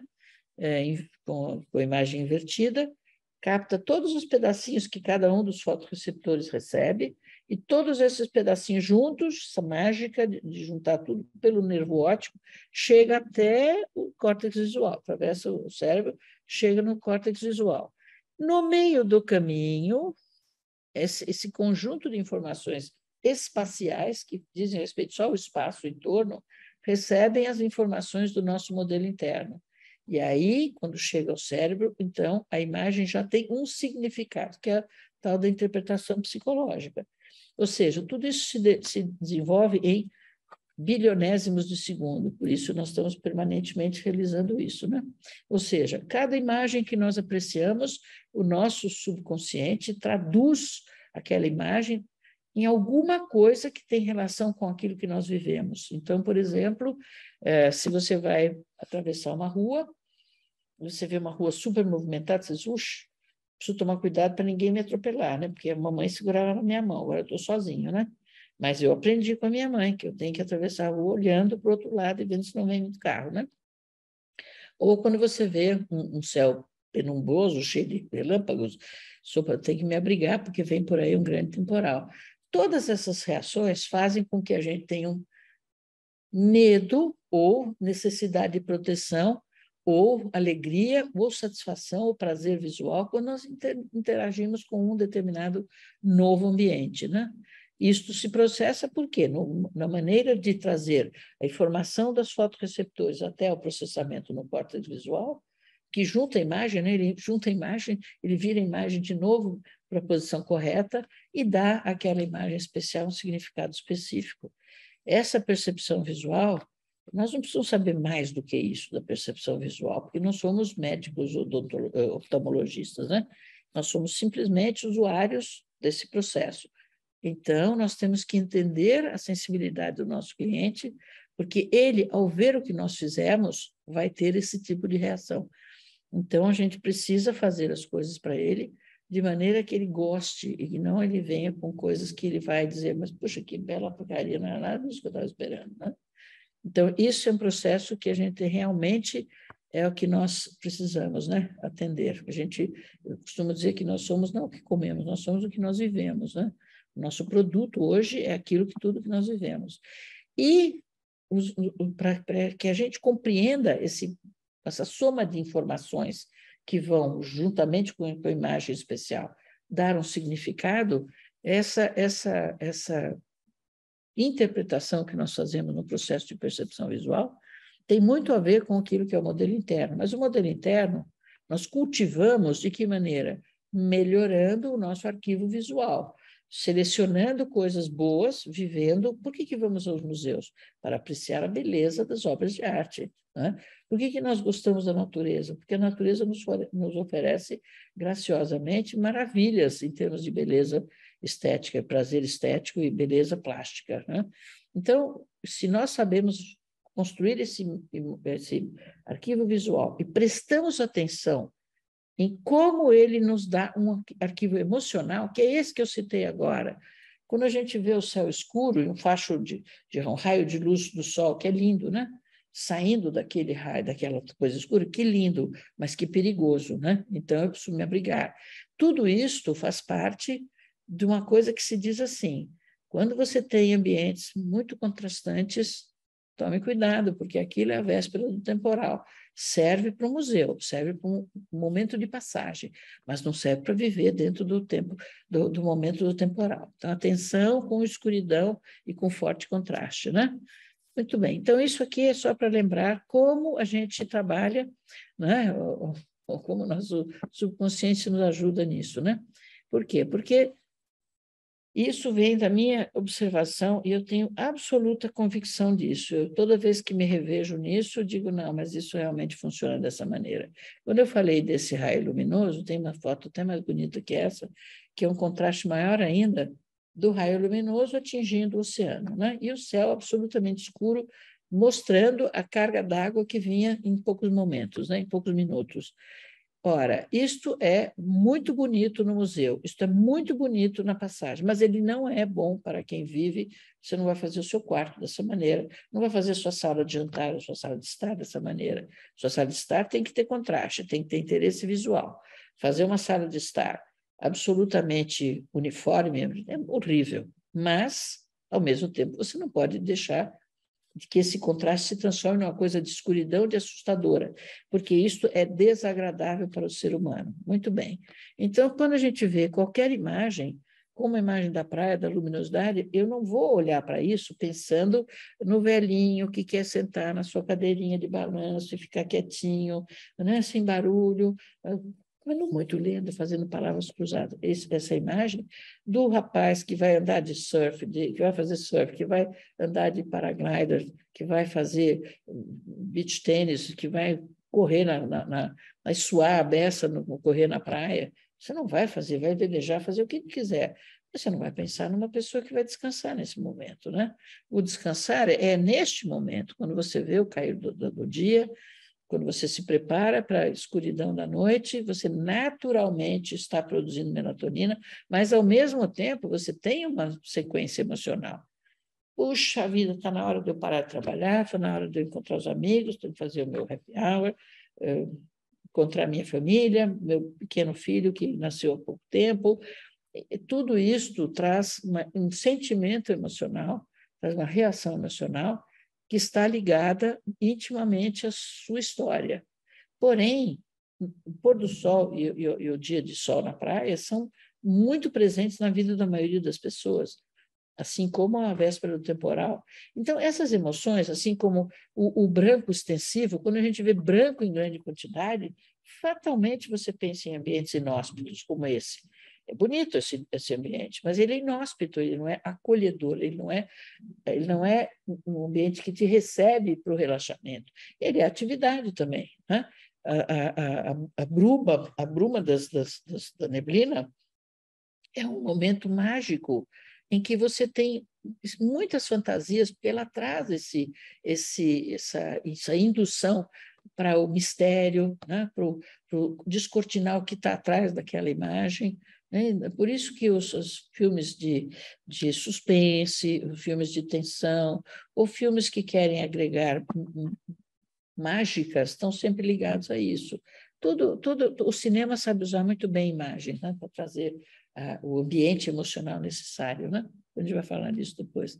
E a parte estética, a beleza estética é algo inerente ao ser humano. A beleza é algo que nós precisamos encontrar. Então, toda vez que nós temos o contato com a beleza, principalmente da natureza, nós nos sentimos prazerosos, nós temos satisfação, nós nos tornamos pessoas mais calmas, porque a beleza traz conforto emocional, né? Então, agora nós vamos falar desses princípios aplicados à nossa iluminação. Se nós pensarmos que o ser humano vive há milhares de anos, centenas de milhares de anos, iluminados sob exclusivamente luz natural, luz do sol, né? Portanto, todos nós nos envolvemos, a nossa evolução biológica se deu através do ciclo circadiano. Nós somos animais circadianos. Há animais que não são circadianos, né? Animais que são noctívagos, vivem exclusivamente à noite, né? Corujas e muitos predadores vivem à noite porque é mais fácil para eles caçarem. Então, nós somos circadianos, nós dependemos desse ciclo dia-noite, claridade, escuridão. Então, isto é fundamento para a nossa saúde, né? Isso que significa que, durante milhares, centenas de milhares de anos, desde os 450 mil anos atrás, que nós descobrimos a forma de controlar o fogo, ou seja, apagar a fogueira e fazer nova fogueira depois. Quando nós tivemos esse controle, que foi a primeira grande mágica tecnológica do ser humano, faz 450 mil anos isso. E quando chegamos no ano 1978, Thomas Alva Edison registrou a patente da lâmpada elétrica, que muitas pessoas estavam buscando, né? E o que aconteceu com a lâmpada elétrica? Em 140 anos, desde praticamente 148 anos, 142 anos, desde que Edison registrou a patente, nós mudamos tudo no nosso comportamento de vida, de rotina de vida, mudamos tudo. Por isso, o nosso ciclo está tão bagunçado e produzindo tantos radicais livres, né, que são produtos dessa bagunça, e que traz tantas doenças, porque nós simplesmente deixamos a rotina do ar livre e passamos a viver confinados, como a gente vai ver agora, ou seja, entre a manhã, a tarde e a noite. O nosso ciclo sempre foi viver assim, caçando de manhã, relaxando e fazendo cerâmica à tarde e dormindo à noite, por falta da iluminação que nos daria o dia durante a noite, como é hoje. Então, o nosso ciclo sempre foi esse, luz de baixa intensidade e cor, tonalidade morna, quente, evoluindo para o máximo de tonalidade fria e máxima intensidade no meio do dia, nas 11 do meio-dia, e caindo de novo às 3, 4 horas da tarde, para uma diminuição tranquila e a modificação da temperatura de cor para uma temperatura de cor chegando até 2.000, 2.200 K na entrada da noite, e muito pequena intensidade. Isto sempre foi, e de repente nós mudamos tudo. Obviamente que os ciclos circadianos, os ritmos biológicos foram para as cucuias, né? Não temos mais, nós não vemos o ciclo circadiano. E principalmente as populações que vivem mais perto do Equador têm esse ciclo muito claro, né? 6 da manhã, 6 da tarde, 6 da manhã, 6 da tarde. À medida que a gente vai se afastando para os polos, a gente tem essa variação de inverno, verão e inverno. Mas quem vive nos polos, acima do círculo ártico, tem um mês inteiro de escuridão e 3 meses de muito pouca luz. Então, eu, por exemplo, não sei como se desenvolve, como eles evoluíram, porque evoluíram, né? Com esse tipo de falta de iluminação. Mas as pessoas dos Países Baixos, que têm muita neblina, muito vento e que andam sempre confinados por conta do clima hostil, eles sofrem a doença chamada winter blues, né? Que é a depressão do inverno. Que hoje nós sabemos que não é só psicológica, ela é biológica também, né? Então, a falta de luz suficiente torna as pessoas extremamente doentes. E aqui nós vemos de novo, né? Os campos ao ar livre, a terra ao ar livre, uma maravilha para todas as pessoas, né? E, de repente, né, mesmo quando o ser humano passou a viver fora da caverna e dentro de cabanas que ele poderia tramitar com muito mais facilidade dia e noite, que eles eram nômades, mudavam de lugar, a iluminação interna era pouquíssimo usada. O ser humano continuou vivendo ao ar livre. Então, há muito tempo ele viveu pelo ar livre, em contato com a natureza, daí a sua conexão emocional com a biofilia, que é o primeiro princípio extraído, que a gente pode falar extraído da natureza.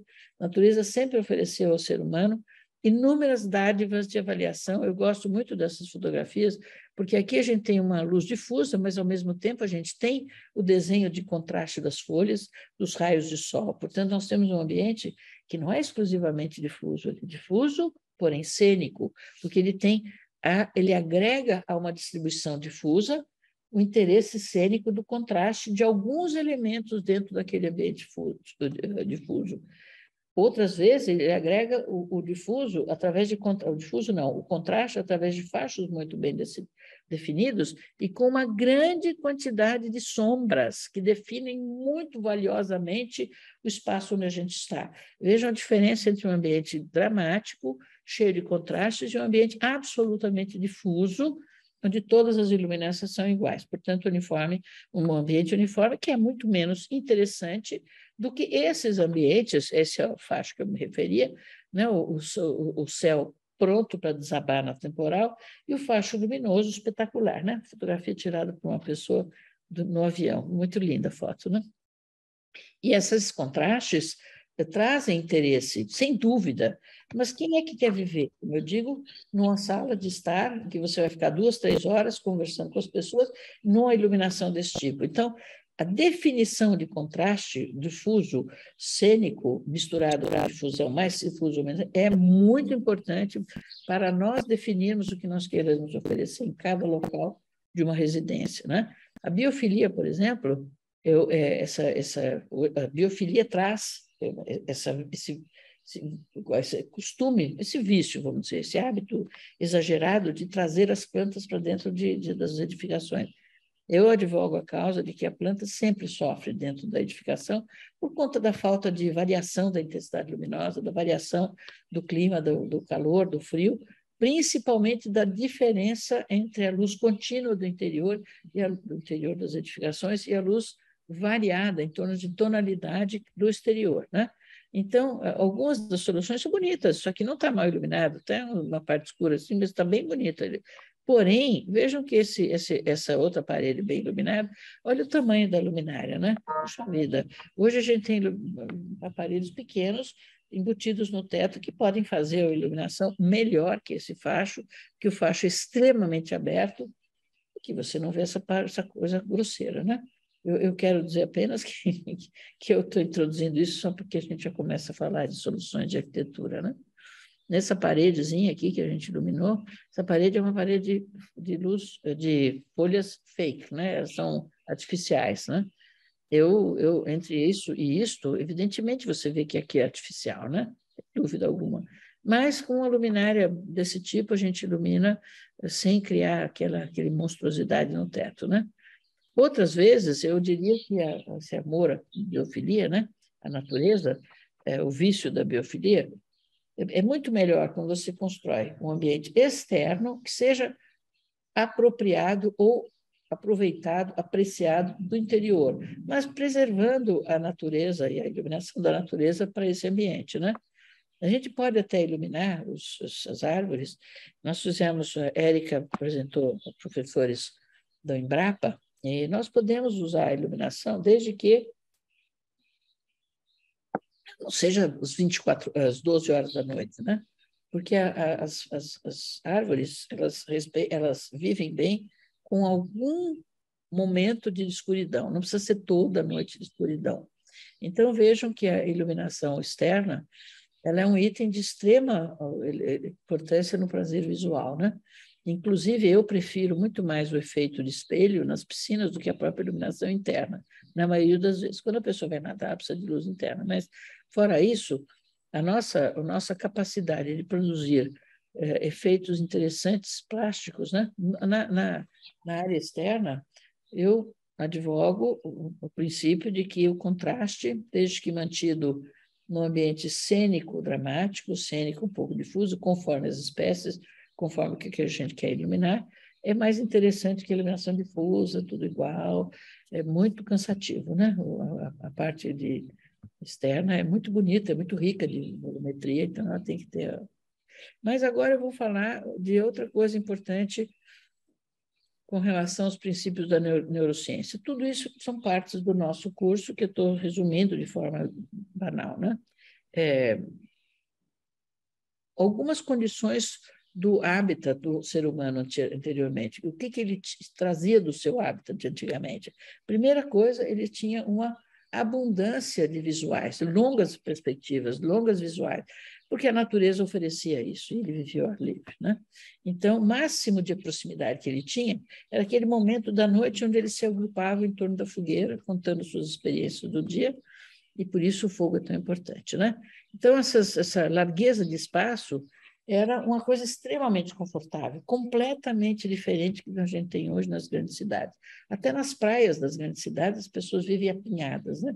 Uma do lado do outro, uma reclamando da música, e os vendedores passando no meio, tropeçando, aquela coisa, aquela balbúrdia.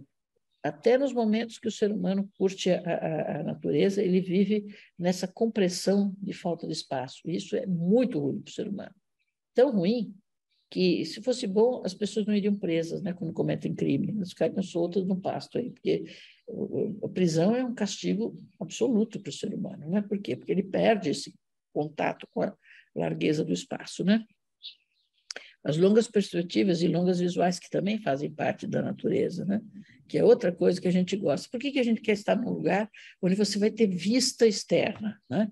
As vistas do edifício, as vistas da casa, a vista da Pedra do Baú, no Campos do Jordão. Todo mundo luta pela longa perspectiva, né? Por que as pessoas sobem montanhas, né? Perdem a vida subindo para ver o mundo de cima do Everest? Por que isso? Porque isto está no nosso DNA ancestral. A longa perspectiva é muito mais valiosa, muito mais relaxante do que a parede em frente, a parede do vizinho atrás da sua porta, do seu quarto, da sua sala, né, de estar. E a outra coisa muito, muito, muito importante que decorre dessa vida ao longo do ar livre, em contato com a natureza, é a percepção da combinação da intensidade luminosa com a tonalidade da luz naquele momento, daquela intensidade. Nós relacionamos perfeitamente a quantidade luminosa e a tonalidade da luz.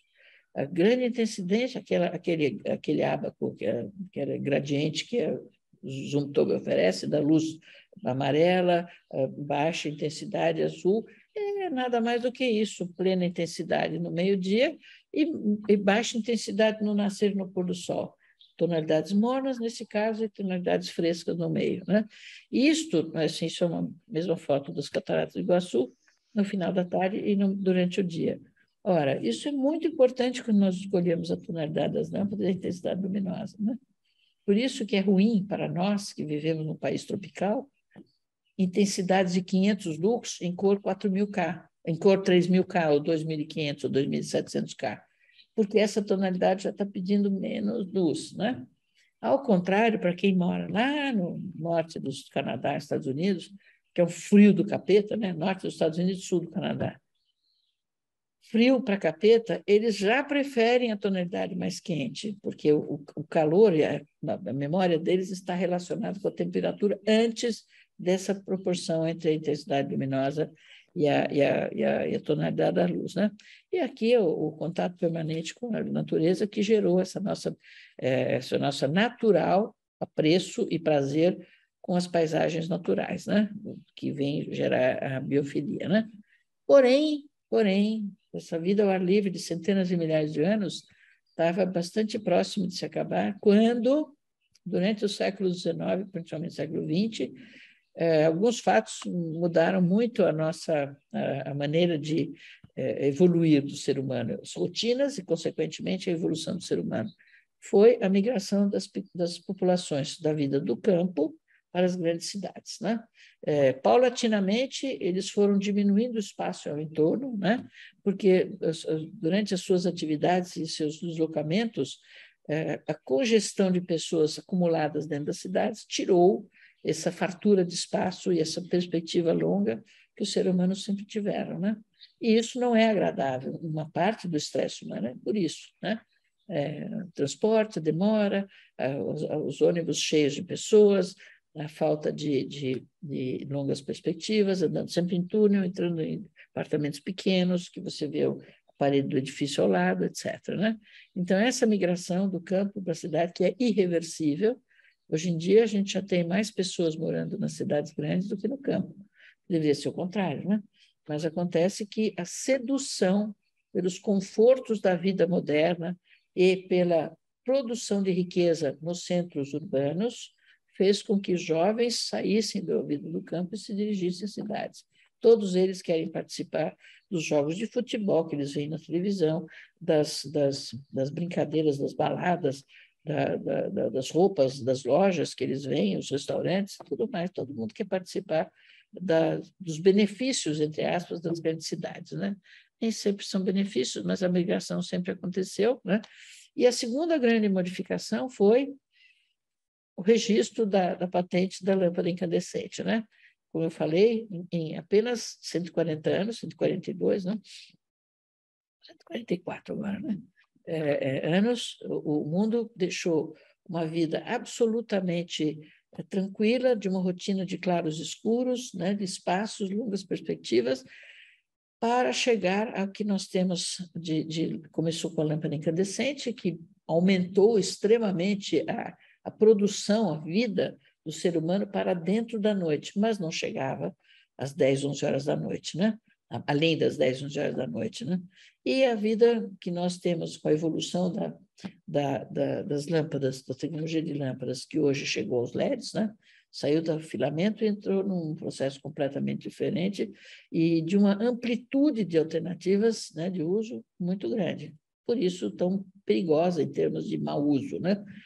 Aí alterou tanto as rotinas dos seres humanos que nós passamos a trocar o dia pela noite. E muitas funções do ser humano hoje são desenvolvidas, muitas pessoas trabalham no turno da noite, o que é um absurdo, que é uma coisa que faz mal para a saúde, e aí nós vamos ter que repensar muito bem esse tipo de atividade, né? Isso criou o que a gente chama hoje de civilização de 24 horas, né? Então, de Edison até a tecnologia de LEDs, com esse vício de uso das linhas luminosas, né? Realmente a distância entre uma coisa e a outra foi mínima e tudo que nós tivemos de mudança nas nossas rotinas não aconteceu como acontecia antigamente ao longo de dezenas, centenas de milhares de anos. Aconteceu em 140 anos, o que é menos de 1 bilionésimo segundo no relógio da existência da humanidade, né? Então, isso daí trouxe as pessoas para a cidade em grande quantidade e o apinhamento de gente nos centros urbanos foi tal que muitas pessoas sofrem distúrbios de estresse exagerado, né, por conta desse fato, né, da falta de condição de espaço e de sobrevivência no meio de todas as pessoas que hoje se acumulam nas cidades grandes, né?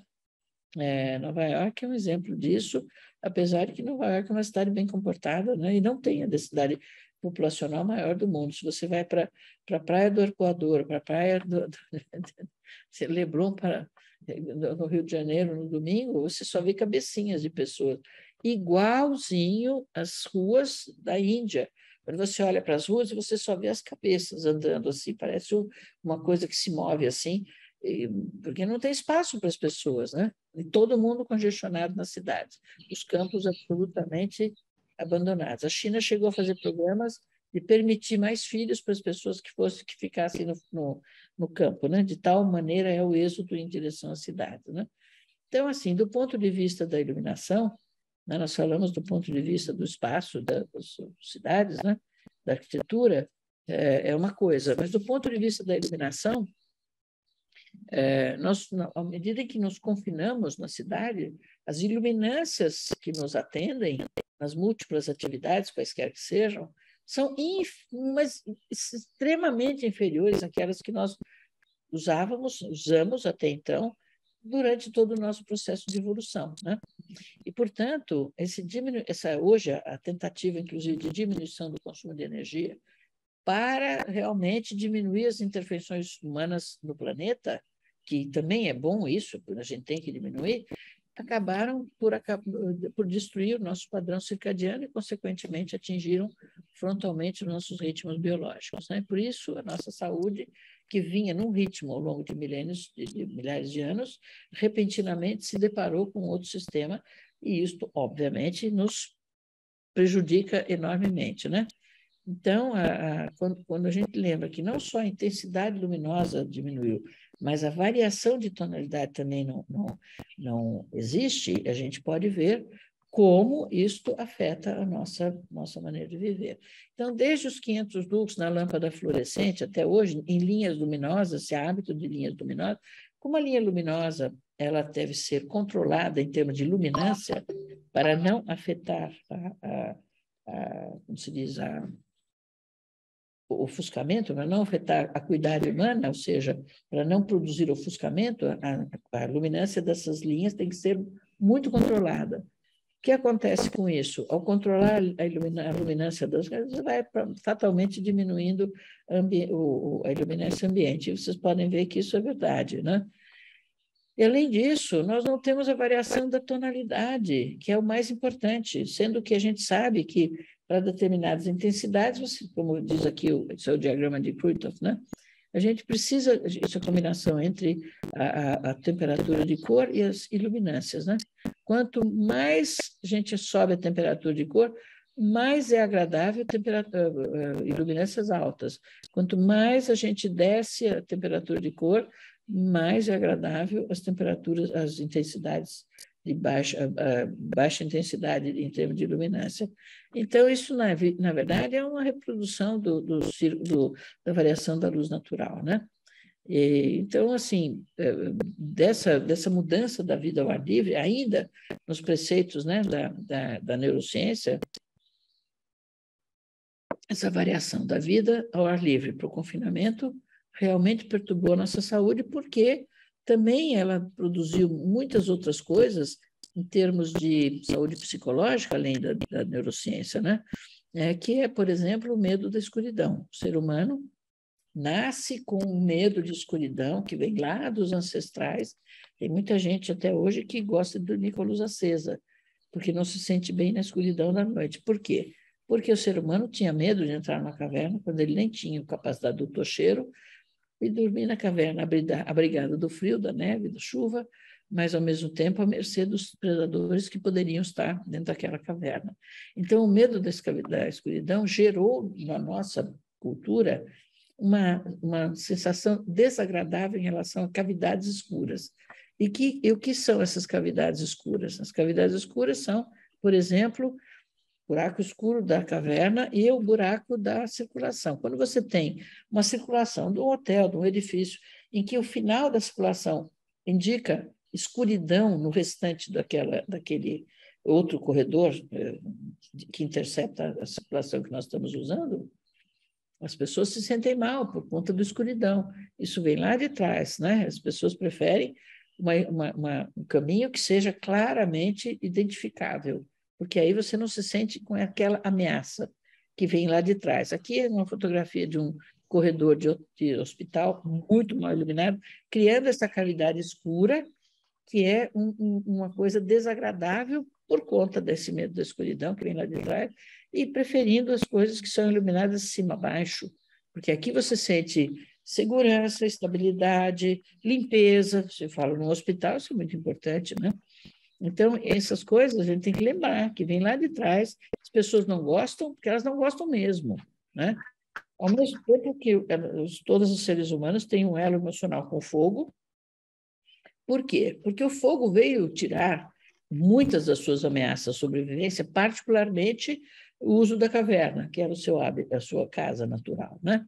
Então, a proteção, a segurança contra os predadores, contra as variações do clima, e depois, mais tarde, para o preparo dos alimentos, né? O abrigo, o acolhimento, o convívio social que foi permitido depois do uso do fogo, a reunião em torno da fogueira, para a discussão das metas, das próximas caçadas, dos cuidados, do que vamos fazer aqui, o que não vamos fazer, vamos mudar de lugar. Tudo isso era feito em torno do fogo. Então, o fogo trouxe um conforto emocional enorme para o homem primitivo.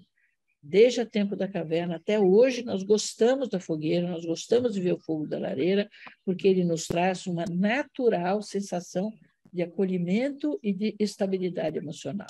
Aqui a gente vê por que gostamos das tonalidades da madeira, das pedras, dos tons mornos que combinam com a luz do fogo, porque eles nos trazem a sensação perfeita do acolhimento, da satisfação emocional, da proteção. Qualquer parede introduzida numa casa de madeira traz essa sensação, e é por isso que se usa tanto elementos em madeira, mesmo nos países aqui, a sede da Swatch, né, na Suíça. É um edifício maravilhoso em termos de concepção e de liberdade formal. É muito lindo, de verdade, muito lindo. Então, assim, o fogo traz tudo isso para nós, né? Ao passo que o branco excessivo é aquela paisagem da frieza do ambiente inóspito, absolutamente não confortável, não acolhedor. Hoje em dia, quando a gente vê uma tendência de diminuir nos escritórios a iluminação geral, trazendo essa variação de luminâncias que é tão desejada em termos, digamos, de variação visual, de estímulo visual, ao mesmo tempo que ela é desejável pelo estímulo visual, ela é ligeiramente desagradável em relação à construção de áreas escuras que podem gerar um certo desconforto inconsciente, subconsciente, não é percebido conscientemente, né? Mas está presente. Por exemplo, aquela é bem suave, mas neste caso, a variação do escuro e do ambiente claro do trabalho é o trabalhar debaixo da véspera do temporal. Esse teto parece a nuvem escura do temporal, né? Então, nós vamos fazer um intervalo, só para dizer para vocês vão parar, mas eu vou voltar ao tema. Esse contraste excessivo no trabalho é extraordinariamente ruim para a saúde das pessoas e para o emocional das pessoas. Mas o escuro está na moda, ponto. Tá? Nós vamos falar sobre isso quando a gente voltar.